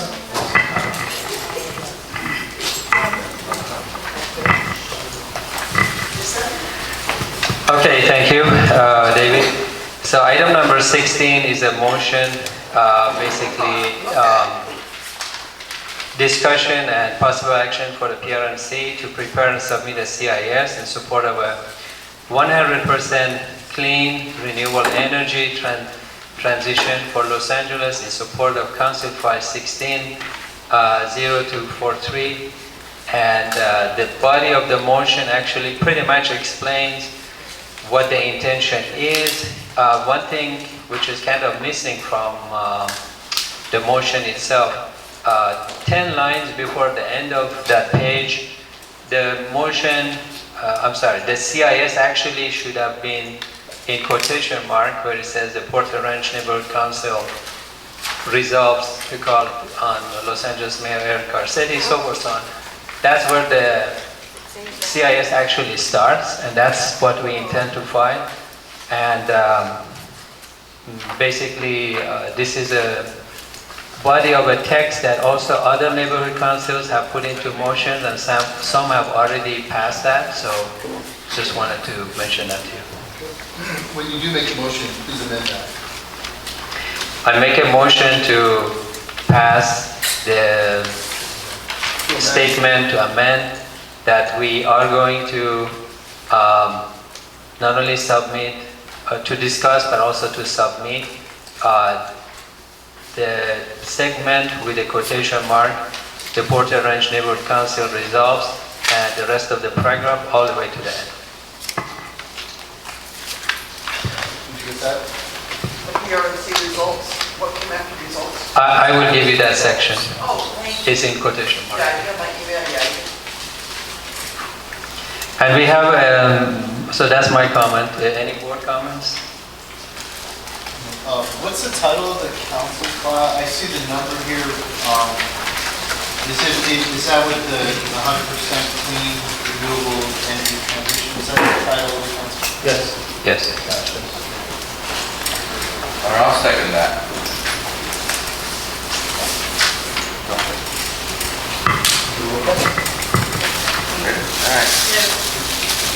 And so we have also public, you want to get a public comment? Can we, is this the first time we're seeing this? This is the first time we're seeing this. Was it sent to us before the meeting? I'm just asking. Just she gave it. The sheet Can we have a came, second to read it? the sheet came from, Oh, okay. I just want to read it before I make a comment. it's in support of the file. Oh, do you want to? Oh, not me. What is it? Becky, I think this came from Sustainability Alliance. It's not, it doesn't pertain, oh, from Food and Water Watch. it doesn't pertain to the CIS. The CIS text is on this motion sheet. And what he's saying is that, see in the middle where it says the Porter Ranch Neighborhood Council resolves? It's kind of midway towards that's going to be the text of the CIS, not on that page. Yeah. Yeah, headline before and So if you go towards the middle, see where it says Porter Ranch Neighborhood Council resolves to? That's going to be the actual text that will be on the CIS that will go to City Council. It's going to read that. And he's asking for us to support this council file. So we're gonna put it, we put it in support of. Did you want to make a public comment on that?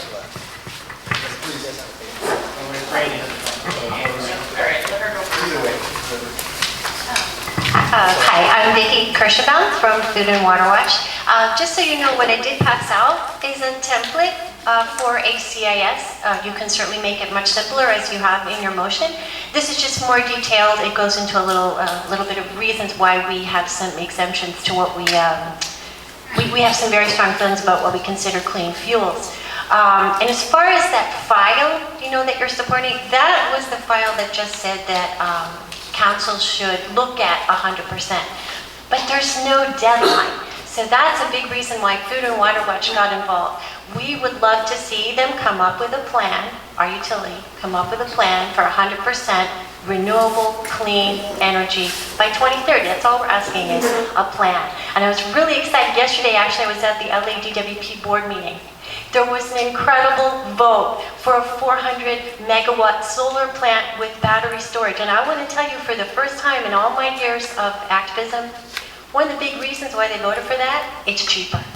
It is one of the cheapest solar projects to ever come about. So I'm so excited. This is making our work so much easier.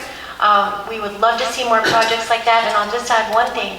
Another reason why I got involved in this campaign is that LADWP still has on the table to spend $1 billion on an 840 megawatt gas plant in Utah with a 50-year contract. We cannot let them do that. They tend to do these things kind of behind closed doors. But this is out there, and this is absolutely unconscionable. They can take that $1 billion and do utility solar like they voted for yesterday. They can do rooftop solar. They can do more conservation. They can do grid management. And we know they can do it, so we'd like them to have a plan. Thank you. Thank you. Please, I have a question. Ready first? And thank you for coming from Food and Water. The one thing I'll point out is this specifically talks about excluding certain things like nuclear energy, yes. And one of the interesting things, though, it mentions biomass and biogas, and I understand. I don't want to get too wonky on this. I understand why Food and Water Watch is against the proposed versions of this that have been on the table.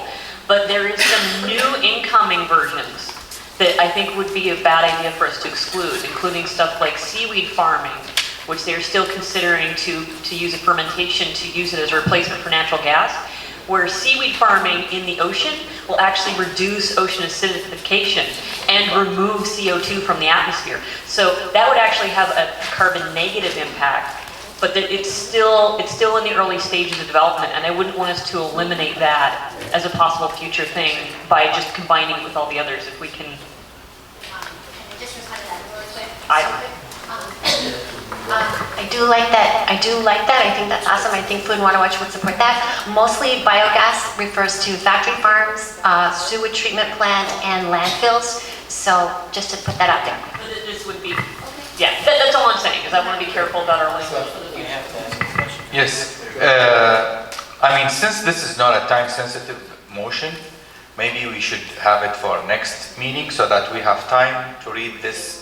Yeah, this was submitted to us from a third party. The motion is not for this letter. The motion is for him to write a CIS, or somebody to write a CIS from the board. Right. Nothing to do with this letter. Yeah, it has nothing to do with this. This is just information. And we're going to give the CIS to vote on? Or just the paragraph? This language right Then what is this? This is the suggestion from the public. This is from the group Food and Water Support, who also support a similar thing with a more extended version, and this is the reasons, all the reasons of why we should be doing something like this, but they're not necessarily telling us how to do or what to do. They're saying this is a more extended version of it. What we have is just a 10-line paragraph for a CIS. Thanks, Hassan. Jason, you have one more question? Yeah, I'm not clear what this council file is. So is this council file, what does this council file say? Because I don't see a copy of the council file here. It says we support the council file, and then we are advocating for, but what does the actual council file say, is my question. So the council file basically is asking the Department of DWP to go and study on ways and means to look at alternative energy sources, clean energy, and bring that proposal for discussion and for implementation. What it's not doing is not necessarily giving a deadline to DWP, so it's kind of open-ended. We have actually, Porter Ranch has already voted on a similar measure in the past with a different language when Susan Gorman was here. So what we are doing is we are actually filling out another CIS with some complementary information and putting a date for what we are demanding that, hey, come on, we don't have a whole lot of time left, you know. We don't want to wait until 2050 for clean energy, which is some of the plans that has been discussed. We want it much earlier. So if I could make a suggestion, if we, So you don't necessarily support this council file because it doesn't have a deadline. You support it if it's amended to include a deadline, it sounds like, is what, based on what I'm reading here, because there's no deadline built into the council file. That's why I'm asking what the actual council file says. If it doesn't have a deadline in there, then what your ask is for them to include a deadline. So you would be filing a CIS in support if amended to include a deadline. That's essentially, without having the council file here to actually read, and we have no internet service, I would normally pull it up, but if there's no deadline and that's what you're asking for, then you're not really in support of the council file, in my opinion. Well, actually, I am in support of the file itself. I have looked at it, and the language was pretty much what I just mentioned to you. There is a whole bunch of amendment to it, page after page after page, pretty much repeating a lot of those, and deadlines for DWP to go, and somebody making another discussion on it. So you can go read all about it. But for the language that I am stating here came exactly from a paragraph which was sent to me by neighborhood councils, sustainability alliances, which is all the folks of involving with alliances discussion, Lisa Hart and others that Isam know very well. So the language is not something that I came up with, it came from them, and they said this is what we are asking all neighborhoods to support. So we are not doing anything different than anybody else. I think it's if amended. I think you support it if amended. It sounds to me that's my comment. But Yes, let's try to wrap this up. We should table this. Was this done by committee of the Porter Ranch Neighborhood Council or by one person? Which one? This Sustainability motion, Committee. is this, did we have a committee meeting and the committee decided that this is what they wanted? We have a committee, and we had our first committee meeting last week, and we had discussed this prior to that, and the language came from the Neighborhood Council Sustainability Alliance, which is not just Porter Ranch, but a whole bunch of other groups, sustainability from different neighborhood councils, which I took part about a month ago for a one-day meeting we had. So this language was approved by them, it came from them, and it's going through all the different neighborhood councils. Okay, thank you. Let's call a vote. All right, Brandy. I'm sorry, I don't even know what exactly the motion is. Yeah. Are we calling for the support with amendment? Are we calling for the support, are we calling for tabling? I'd like to recommend that we make an amendment to support if amended, since this council file doesn't include the timeline of 2030, That's not in the council file, correct? The 2030, you're asking? It's not. So we would support it if amended, I think, is the most appropriate. So I'd like to amend, if you're, all right. It's your, did we make a motion yet? Has a motion been? And it's seconded. I would recommend an amendment to it because actually, in my experience in filing a CIS, you do support the idea of it, but you're asking them to go a step further. And it's not saying you're against it, it's saying you're supporting it still, if amended. So you're actually going further and doing our job in advising City Council to include that timeline. So it says that, but you're not, so you could support this and there would be no timeline if you support this. If you support it as amended, if amended, then it's saying that we would support it if you added that timeline to 2030. That's essentially what it sounds like we're trying to do, which I agree with. So I would recommend, and I would like to make an amendment to just for the motion to read this, to authorize Porter Ranch Neighborhood Council to submit a CIS in support, if amended, of Council File 16-0243 with the paragraph identified in quotations would be the Porter Ranch Neighborhood Council resolves to call on this is the text of the file, LA Mayor, LA Council, and LADWP to study 100% real clean energy by 2030 scenario that excludes methane, biogas, biomass, etc., and ending with energy credits, end quotation. Well, that's adding a lot more than just the deadline. That's adding the exclusions. Yeah, that would be the amendment that I would make.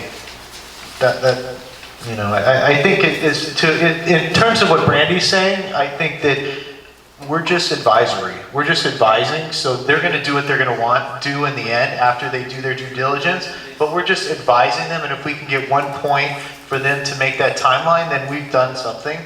But at the end of the day, they're going to do what they want. If they want to do seaweed, they'll do seaweed. If they want to do biogas, so I think that we don't want to get too much in the weeds on that. I said second. So we amended the original motion to be, did you get that? Yeah. She's on it. All right, I'd like to call a vote on the amended motion for item number 16. 15? 16, that was correct. 16. All right, Brandy. Well, can you read the motion now? I mean, Yes. the whole motion? Yes. I did, but I'll do it again. No problem. Anything for you, Becky. The motion is for the PRNC to submit a CIS in support, if amended, for the council file 16-0243, and the text of the motion, of the CIS, I mean, is going to start with where it says Porter Ranch Neighborhood Council resolves, and it will continue all the way to where it says 2030, they exclude methane, biogas, nuclear energy, unbundled renewable energy credits, and it'll stop there. And that's what the text is that's going to go to City Council. Just that part of it. It's one sentence, actually. So basically what you're saying, you want them to speed it up. Yes, we want them to add a deadline, 2030. Deadline, speed it up, yeah. Deadline. And the exclusions, correct.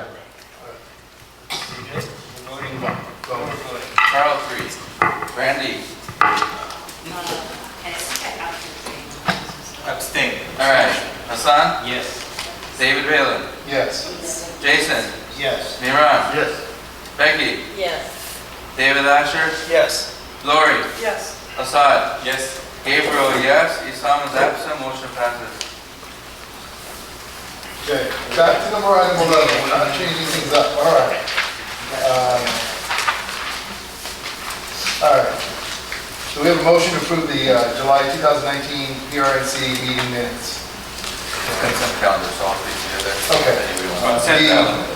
B was a motion to approve the August 2019 MER, and then C was a motion to reaffirm the 2018 holiday party expenditure and board member reimbursement to Brandy Gracie in the amount of $236.29 to be paid out this fiscal year of 2019-2020 budget.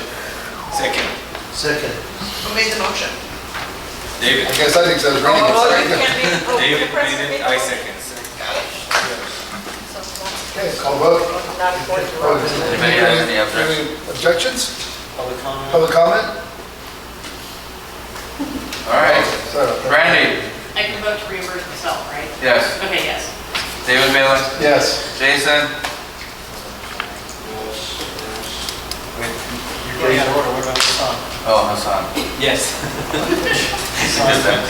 I'm filling these out too, so we're here. You're on. All right, Jason? Yes. Yes. Miran? Yes. Becky? Yes. David Lasher? Yes. Lori? Yes. Assad? Yes. Gabriel, yes. Isam is absent. Motion passes. Thank you. Jason, are you ready for a financial report, or would you like us to skip to the... Okay, there's not much to report. So we did get the rollover funds I mentioned last meeting, and I'm going to be doing the revised budget with those rollover funds. So we have to, for the city clerk, do a revised budget, so I'll be bringing that to the next meeting. I found out about it was too late. But essentially those rollover funds were from leftover money from the tree project, that last day of the tree project. So essentially those got spent, but we're gonna, I'll have a new version of the budget for you.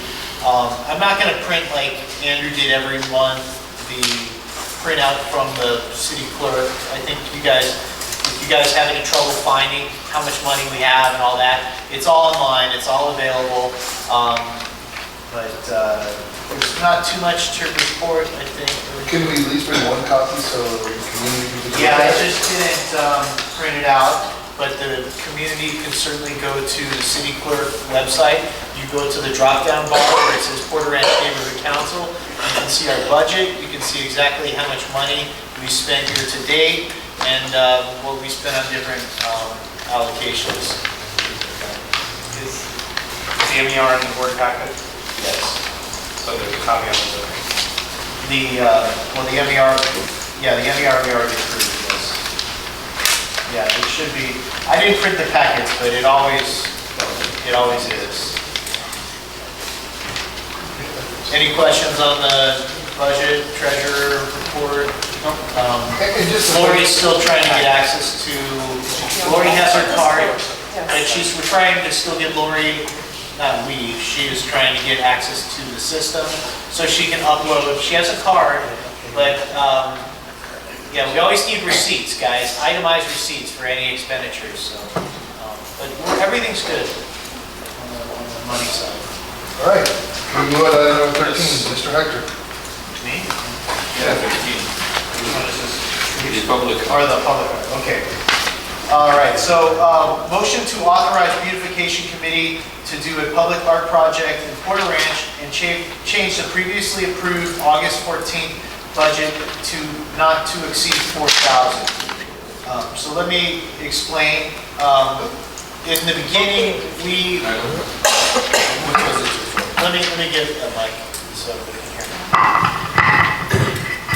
me. So we approved 2,000 before, and I kept that amount low because I was still factoring in the Tampa median. So it would have been like 2,000 for the public art, and then the Tampa median would have been like another 7,500. That would have essentially been our budget for the year for improvement projects.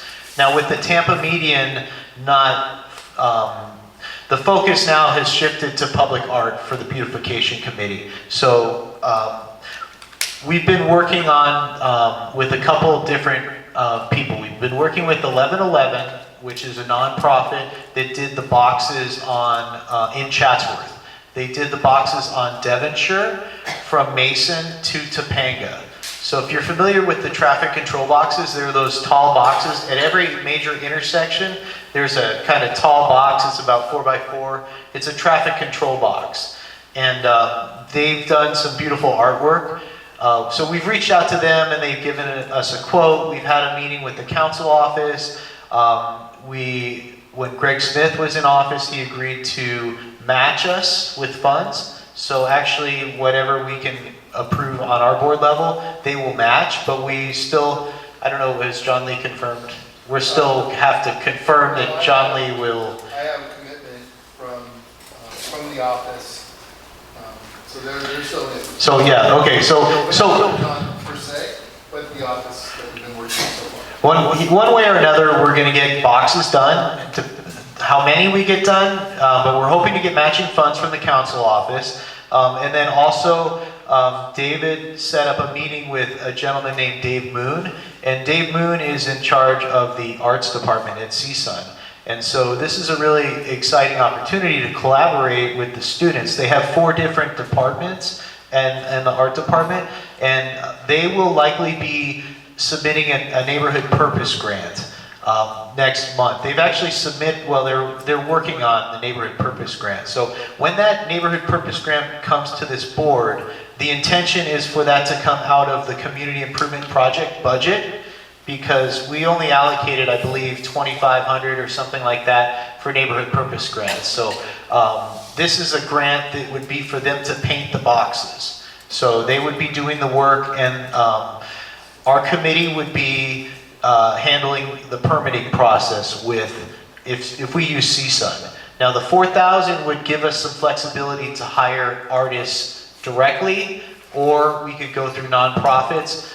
So Beautification Committee is currently working on finding different artists, and then some of the concepts that we have been, we will bring concepts to the committee, but we've been looking at doing concepts that relate to the neighborhood. So for example, it might be like if we do one by the fire station, for example, we could do something that tributes to the fire station. We could do something for LAPD. We could do something that shows some of the wildlife in the park. We could do something that shows, things that reflect Porter Ranch. That's the whole idea, is we want it to be kind of seamless, similar to like what Chatsworth did. So they have a lot of things that highlight the equestrian things. And actually, and the other thing is I've been reaching out to other neighborhood councils. So for example, if we're doing Rinaldi, the last box on Rinaldi, it sits right at DeSoto, and that's Chatsworth Neighborhood Council. And I was just looking at that box, and it'd be great, when you look out, you see the rocks, the Stony Point, and it would be great to put, let's say, on there. So the idea is to collaborate also with other neighborhood councils. So currently, I've reached out to Granada Hills North and Northridge West, and we're trying to solicit them to also do boxes, because why not continue with the boxes down Tampa, continue with them down Rinaldi, in both directions. So that's kind of what we've been working on with this project. It's very much in the works, but we're trying to get the budget established. So I'd like to get 4,000 for us to have that flexibility to hire, but also keep in mind that there will be a neighborhood purpose grant coming next month from CSUN for the boxes. So what is your motion? So the motion is to authorize Beautification Committee to do a public art project in Porter Ranch and change the previously approved amount, which was $2,000 on August 14th, 2019 budget, to not to exceed $4,000. That's the motion. Okay, question? Question? Your microphone. I think you had a question. I knew it's. My employer, City of Burbank, has contests, so anybody can apply. We don't need it. You don't need to hire an artist. The designs are approved by a committee, so it isn't some horrible design that a 10-year-old wants to put up, but it's agreed upon design. But anybody can ask, can submit an application. The city says what box are available, what dimensions, and people come to them. And I think it'd be great to consider that, still following a theme, but let the community have a chance to say, I want to paint this or paint that.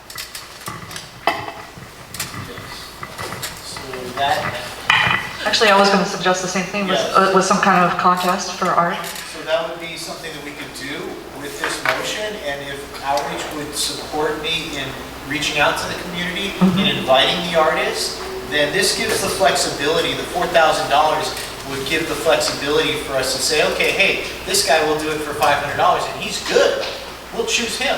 But yes, this would be possible with this scenario, and then it all has to go through, the council office has to sign off on it, and then it has to be approved by DOT, so those are the next steps. A lot of steps left. But I agree with you, and that's what the committee is happy with, the support of outreach. So I would ask outreach to help, and actually David Bru's office has done this already, and West Hills Neighborhood Council has also done the same thing, where they have put on their website, we're looking for local artists.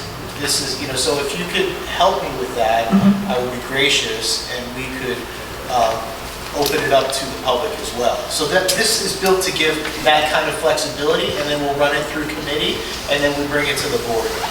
Okay. So just to add, so one of the things that we don't want to do is get too many chefs in the kitchen. So we want the input, and that's why we reached out to Cal State Northridge as well as possibly the high schools. But at the end of the day, they will, all the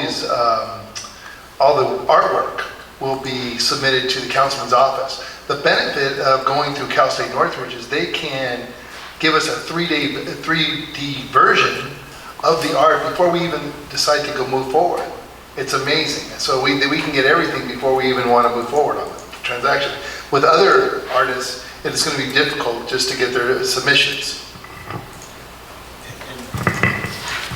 So, Jason, I just want to let you know I did reach out to CSUN.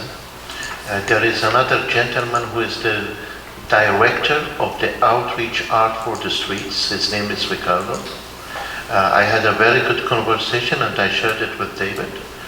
They did 2 of these projects in Woodland Hills and 1 in Encino. They do local tournament, they do local events. It will not cost us anything. The only thing they want is the cost for the substances and the tools. There is another non-profit organization under the county, which I'm preparing a meeting for us. They did the same in Calabasas, and they did for one of our schools, Kadima. They are ready to come and talk to us with many different versions, so you can keep a balanced balance. So that's why I wrote it this way, so the flexibility is there, so the committee can determine what the best option is for the board. And I think if you know me, I want to do it in a cost-effective manner. I've always been an advocate for spending our money wisely, so I will treat it the same with this. And also there's a high-quality artwork that I expect for Porter Ranch, because I don't want this to come back where people complain, oh, why do you do this? Or I want it to be fine art, very quality artwork, and that is something that is very important.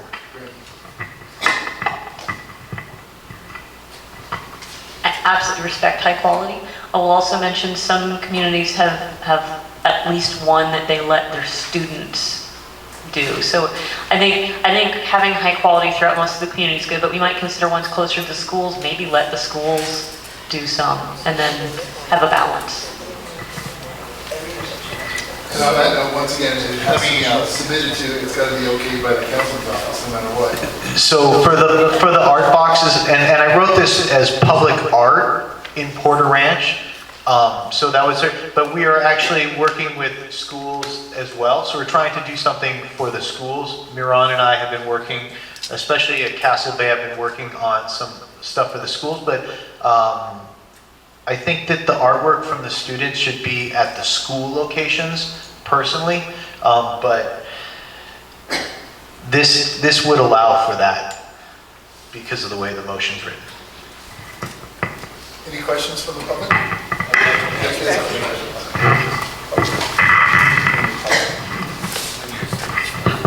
How will we keep the graffiti off it? If we're going to paint them, I mean, are they graffiti proof? So they put a coating on it, and also there's a special department that handles graffiti removal on art, public art. There's a special division in Bureau of Street Services, I believe. But, so you don't just call, or you write over to 311, you call a special department within Bureau of Street Services to have that removed. So we pray that they don't destroy it, but if they do destroy more than 50% of it, it's done.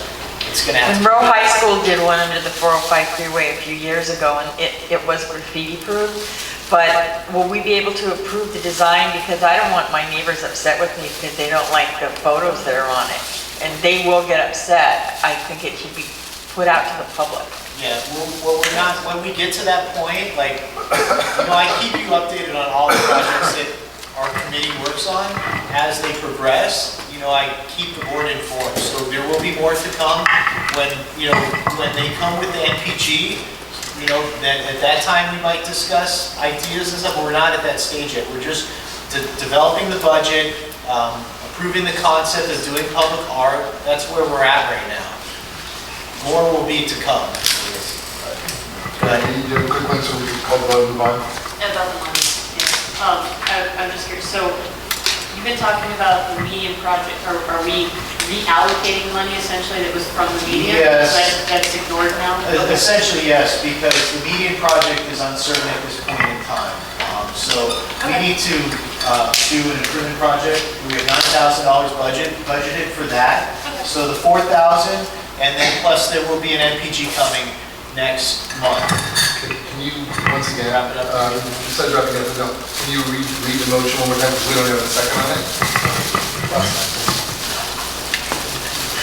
The motion is to authorize the beautification committee to do a public art project in Porter Ranch and change the previously approved August 14, 2019 budget to not to exceed $4,000. We call a vote? Oh, wait, do you have a question? No. Can I get a public comment from my... And my daughter is in the house and she loves art. I just say hi, Chloe. Hi, Chloe. Chloe likes graffiti, I'm sorry. All right, let's call the vote. Randy? Yes. Hassan? Yes. David Phelan? Yes. Jason? Yes. Mira? Yes. Becky? Yes. David Lasher? Yes. Lori? Yes. Assad? Yes. Gabriel, yes. Isam is absent. Motion passes. Okay, item number 14. So this is something that I've been considering for some time, and I know other board members have thought about it. So on this motion, it's a discussion and possible action to initiate the process to increase the PRNC, the Portage Neighborhood Council Board. It says size to 15, but I only wanted to add 2 more board members and 1 student. So we used to have a student at one time. For a while we had a student. And then we moved away from having a student on there. And I think it's critical, a couple reasons. One, I believe they're changing the age for voting for the Portage Neighborhood Council. I believe it's going to be 16. So that's going to be coming into fruition very soon. And I believe that, Jasmine's not here, but I believe the age to come onto this board, if I'm not mistaken, is 14. Any input? I don't know about that, but they're going to, almost certainly going to approve that every neighborhood council is required to have a youth seat. Correct.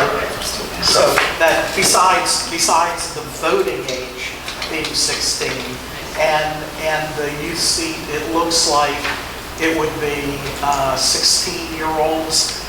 They do not have an upper limit on the definition of youth at the moment. Perfect. So just I'd like to get some board comments on either or. So we can start off with Randy. Heck yeah. What? That goes for adding 2 new people as well. Yeah, I say the more the merrier. Let's get more people involved. Okay, so let me back this up a little bit. If you feel that there's a number that you like, let's entertain that number as well. So what would you say more the merrier? What would you like? What would be your number? I mean, I think that was good because we had like, 3 people that wanted to be on, so add 2 more, let those 2 come back, and then adding a student. That sounds fine to me.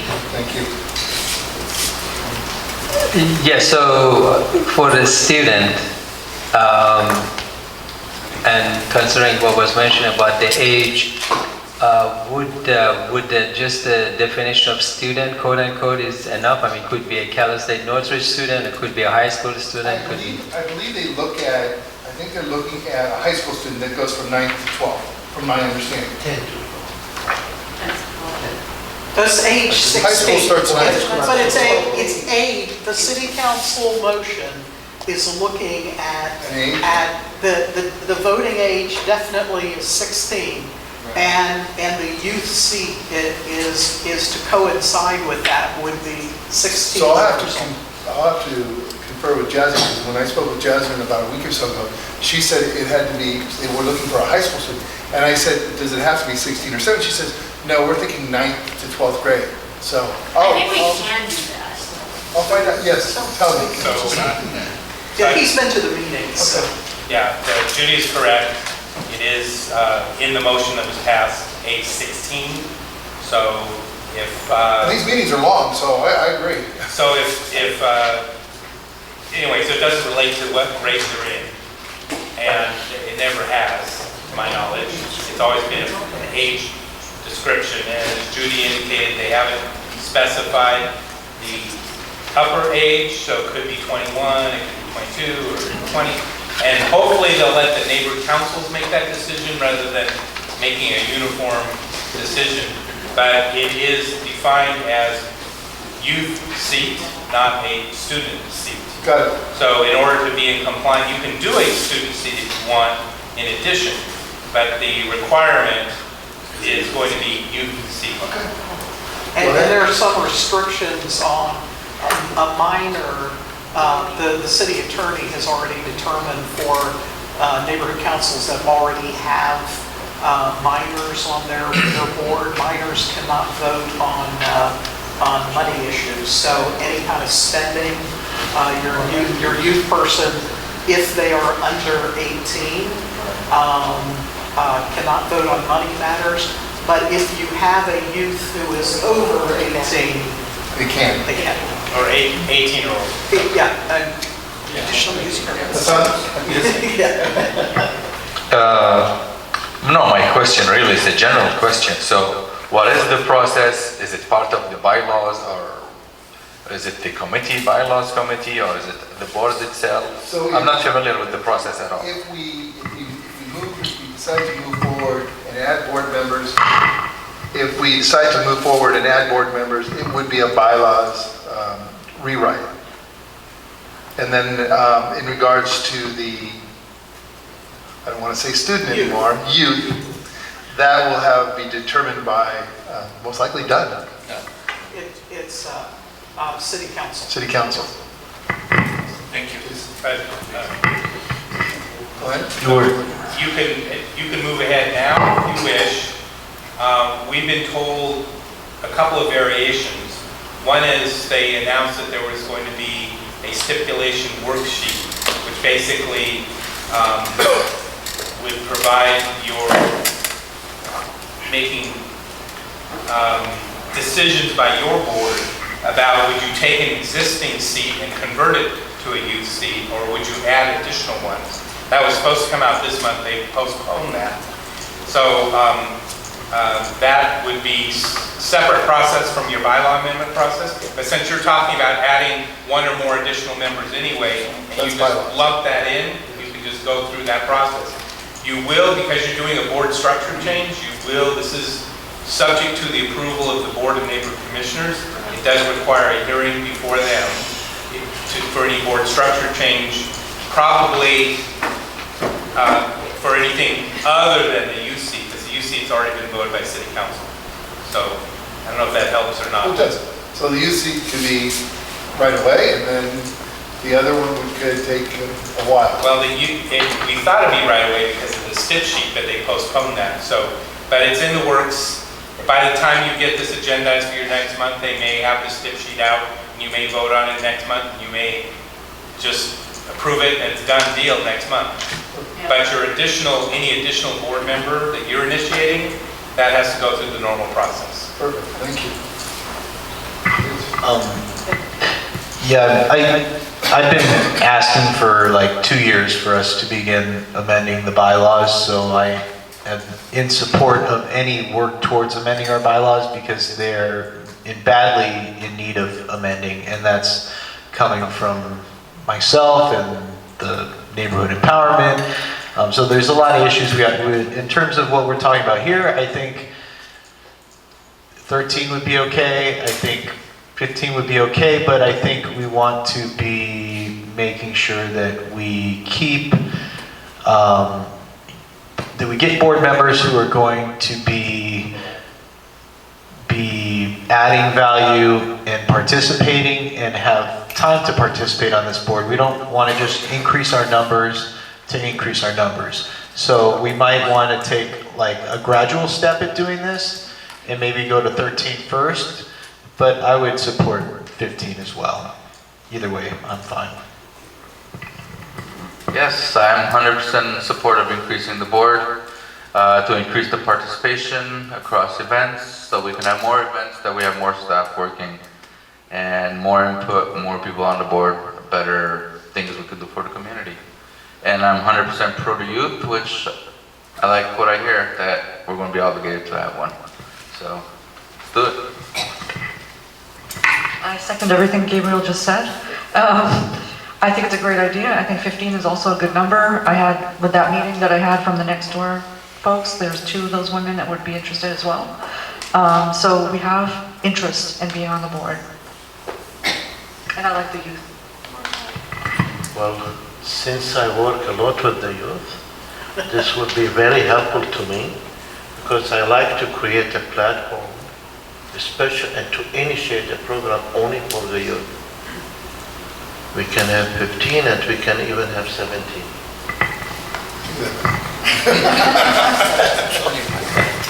Okay, I'm probably going to make everyone a little upset right now.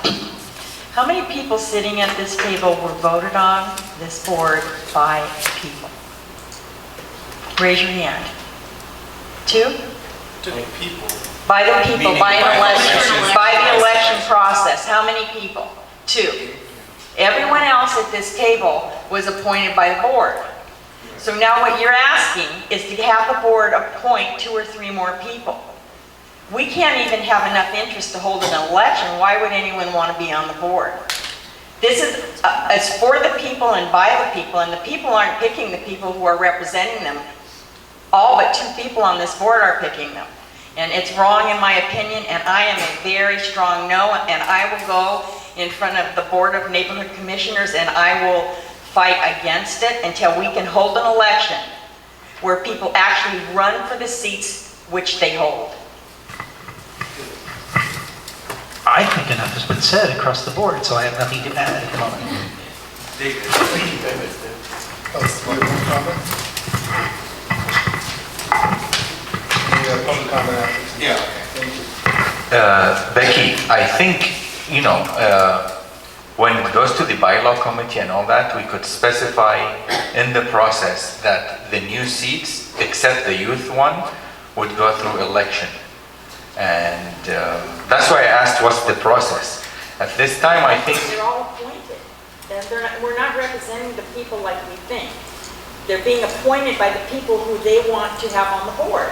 The people of Porter Ranch didn't put us here. The people at this table did, and maybe that's why we don't have very many people at our meeting. We used to have hundreds. But the last 5 were in elections and on the ballot. Yeah, Yes, ballot. yeah. Okay, so let me ask you a question, Becky. Becky, let me ask you a question. So how many people that were voted in left this board? Can you count them? Can you? Well, let's see. Who resigned from this board? That was elected by the people. Mel Mitchell because he was. Well, we don't need the reasons behind it. We don't need the reasons behind it. But the people left. The people left this board. The reason that they left, those people. This is not part of the discussion, so we're going to stop this at this moment. We're going to, no, it's not, Becky. Yeah, it is. Yes. So first of all, changing your bylaws is a process. It is a lengthy process, and it has to go through this hearing at bond. You have to fill out an application. You have to give reasons that you want to expand your board. And actually, one of the things, it is very possible that bond would look at your application and say, you want more people on your board, but your last election, you didn't have enough people to hold an election. That could be an issue that whoever writes the application or whoever is there speaking at the bond meeting would have to explain.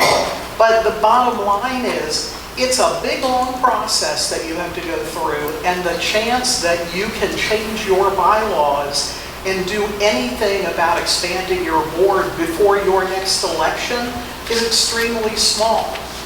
So it is likely that you would not be adding members until your next election. That's when it would take place. It's possible that Bob would. Correct. The only thing that this item was to get an idea how the board felt about it. You know. I want to make one other comment. Sure. That Jason. It's great to say we want to have quality people who are going to be really active. If your stakeholders are electing your people, you don't get to determine whether you're going to have good board members or dead wood on your board. Exactly. Correct. And so the idea that we're going to add people, we're going to add seats, or we're going to have more people on the board does not necessarily mean that you're going to have a whole bunch more worker bees on the board. Hopefully it does, but you know, that's an important thing to remember, that adding people does not equate worker bees. Correct. Thank you. All right, so we're going to move on to item number 15. That's it. It was just a discussion. There's no action. Yeah. Not at this time. We'll wait. No action Table. We'll table this for right now.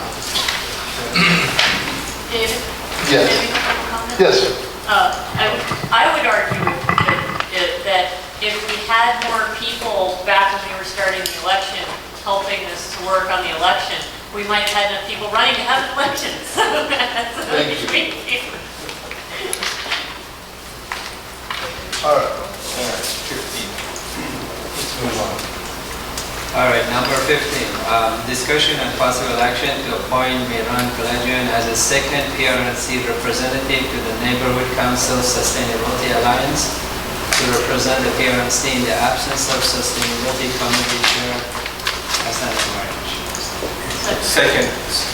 Thank you.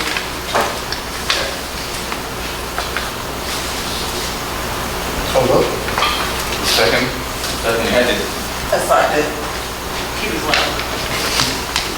All right. Brandy? Yes. Hassan? Yes. David Bailey? Yes.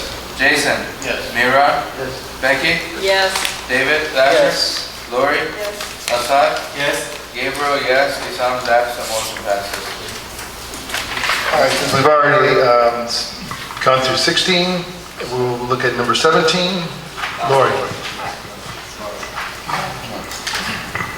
Number 17 is discussion and possible action to approve purchase of outreach promotional items like the Band-Aid dispenser, hand sanitizer, and other items for giveaways at meetings and events, including the upcoming Valley Disaster Preparedness Fair, for a budget up to $3,500. We, at the outreach committee, met on this, and we selected several items which are on the last page. And I have the costs and the unit costs, including the shipping. I selected several items intentionally, and I budgeted them, and I reviewed them on different websites, finally landing on 4imprint.com, which I believe we've used before, and would like to order these things as soon as possible, and with Gabriel's help with the logos and such, so that we'll have some of these items on hand for the Valley Preparedness Fair, which is in October. I'll second it. Comments?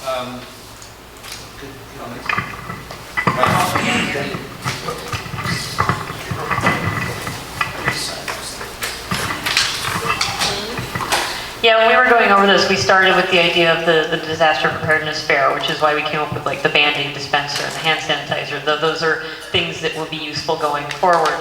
And then things like the bubble wands and glow-in-the-dark bracelets.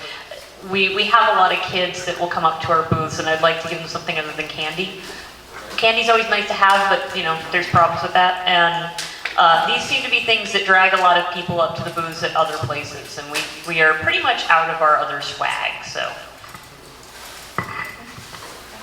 Lori, would you consider to include things like bottles and things like that, so we can also use it for the Earth Day and, you know? This budget is for smaller items.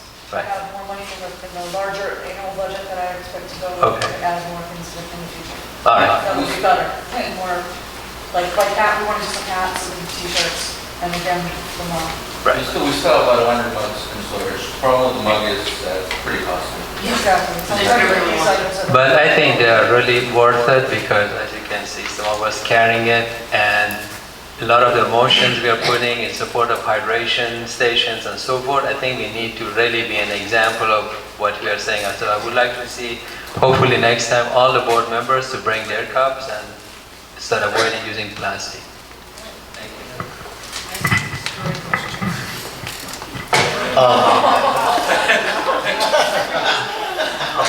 Put this plastic in.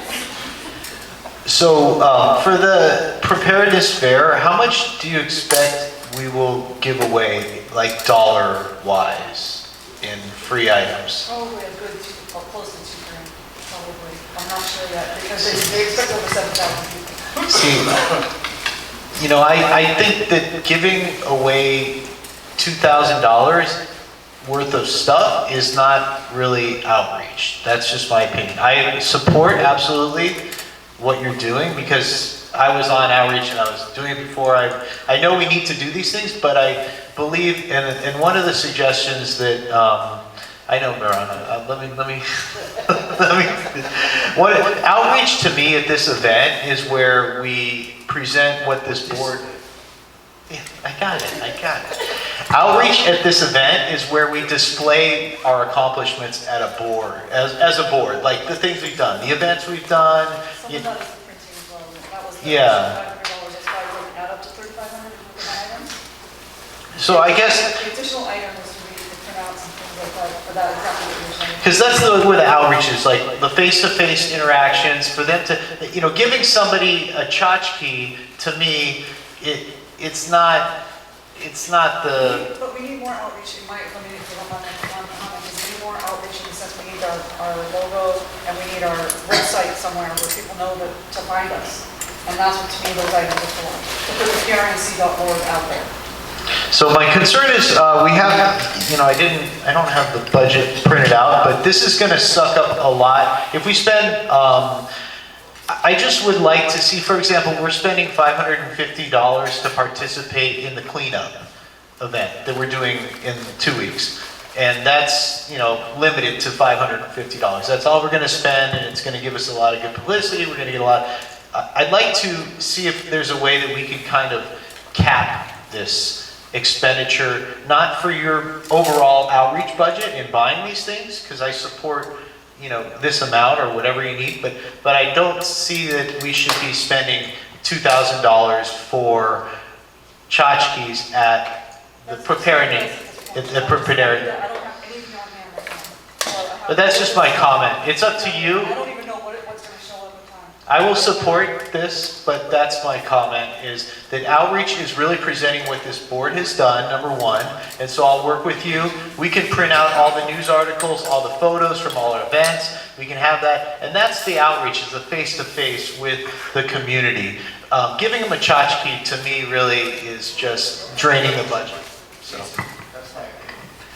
Jason, in a way I agree with you, but if you remember in that event, I think we were the least represented of what is being given and dispensed. We were really like the orphan child among the other neighborhood councils stands next to us. It's not given away. There is a lot of items that fit, like the Band-Aid dispenser and all that. It fits with the theme of the whole preparedness. So, but Is there like an idea of what you feel is appropriate? Does the board have an idea of how much we should really spend in giveaway? That's kind of what I'm trying to get to. I'm 100% pro outreach. We are here to outreach. We are supposed to outreach to the community and have the community members remember us by looking at a certain item and seeing, oh wow, it's PRNC, and know who we are. Yes, the last 2 events we went to, we had literally absolutely nothing to give away other than water and cookies, I believe it was, compared to other booths. Yeah, and other booths were giving away, you know, useful little balls and etc., which is something. Emergency, exactly. We have the emergency preparedness coming up, giving away $1,000 of goods. That's a heck of an outreach. It's an expense. We're getting our name out, and that's our goal for us to be here. So I'm 100% pro it. I think outreach should be priority on the board, on any council meeting or any neighborhood council. I agree. To answer to all your questions, outreach is working very hard behind the scenes. We have long meetings. Lori, I, and Brandy, we spoke about the items, the giveaways. We don't have nothing. Now, it's important for us to have. I agree with the concept, Jason and I, we talked today, to have a display on our booth so we can show our work cases and our events that we did. This is a very good start. This is not going to end here.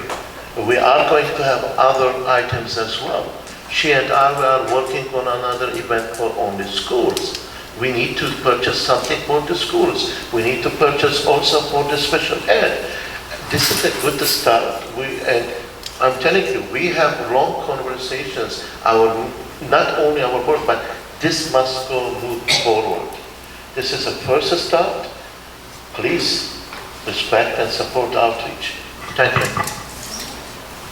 Will they have our logo on it? Yes. I agree and respect what Gabriel and Moran are saying in terms of outreach is vital. But I also agree with Jason. I used to manage an oil grant for another city, and once the word free was heard, I was all but attacked, and 155-gallon oil containers were gone in 20 minutes, and I found them full with birdseed and water behind homes months later. I don't need another key ring. It's got to be something meaningful. Sustainable would be better, like recycled content, but if it's just a tchotchke to give away, yeah, thoughtful, that's fantastic. When is the event? It's all on the 12th, Saturday.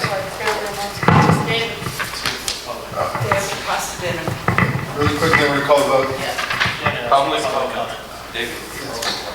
I would just like to comment that I generally agree with Jason's idea about tchotchkes, and I feel like that's what, except for the water bottles and pens, it's mostly what we've had the last few times. This time, the only thing I would qualify that as is the bracelet, but the other things, I mean, the bubble stuff for the kids, those are sensory things, lip balm, hand sanitizer, Band-Aids, those things are all very much not only in line with disaster preparedness, but very, very useful, and they're things I would actually like that I definitely wouldn't consider tchotchkes. So I think these are more usable, useful things that we can use in other places as well. Maybe something for animals? Just 2 seconds. Lori, can you look into doing wildflower seeds? Absolutely. I think that was a suggestion that I have. Those are sustainable. You put them in little packets with our logo. That's a great idea. Comments? Public comments. Going once, twice? I'll make one real quick Thank you. comment. Have you been to the disaster fair, Jason? There are so many booths and so many tables. If you are not giving something away, it's going to be really hard to get people to come to your table and interact and see whatever else is at your table, because virtually everybody has something they're giving away. The competition is tough, and especially if it's a hot day. And we have to spin our already, so. All right, so let's go ahead and call. All right, Brandy. Yes. Hassan. Yes. David. Yes. Jason. Yes. Miran. Yes. Becky. David Lasher. Yes. Lori. Yes. Assad. Yes. Gabriel, yes. Isam is absent. Motion passes and The meeting is adjourned.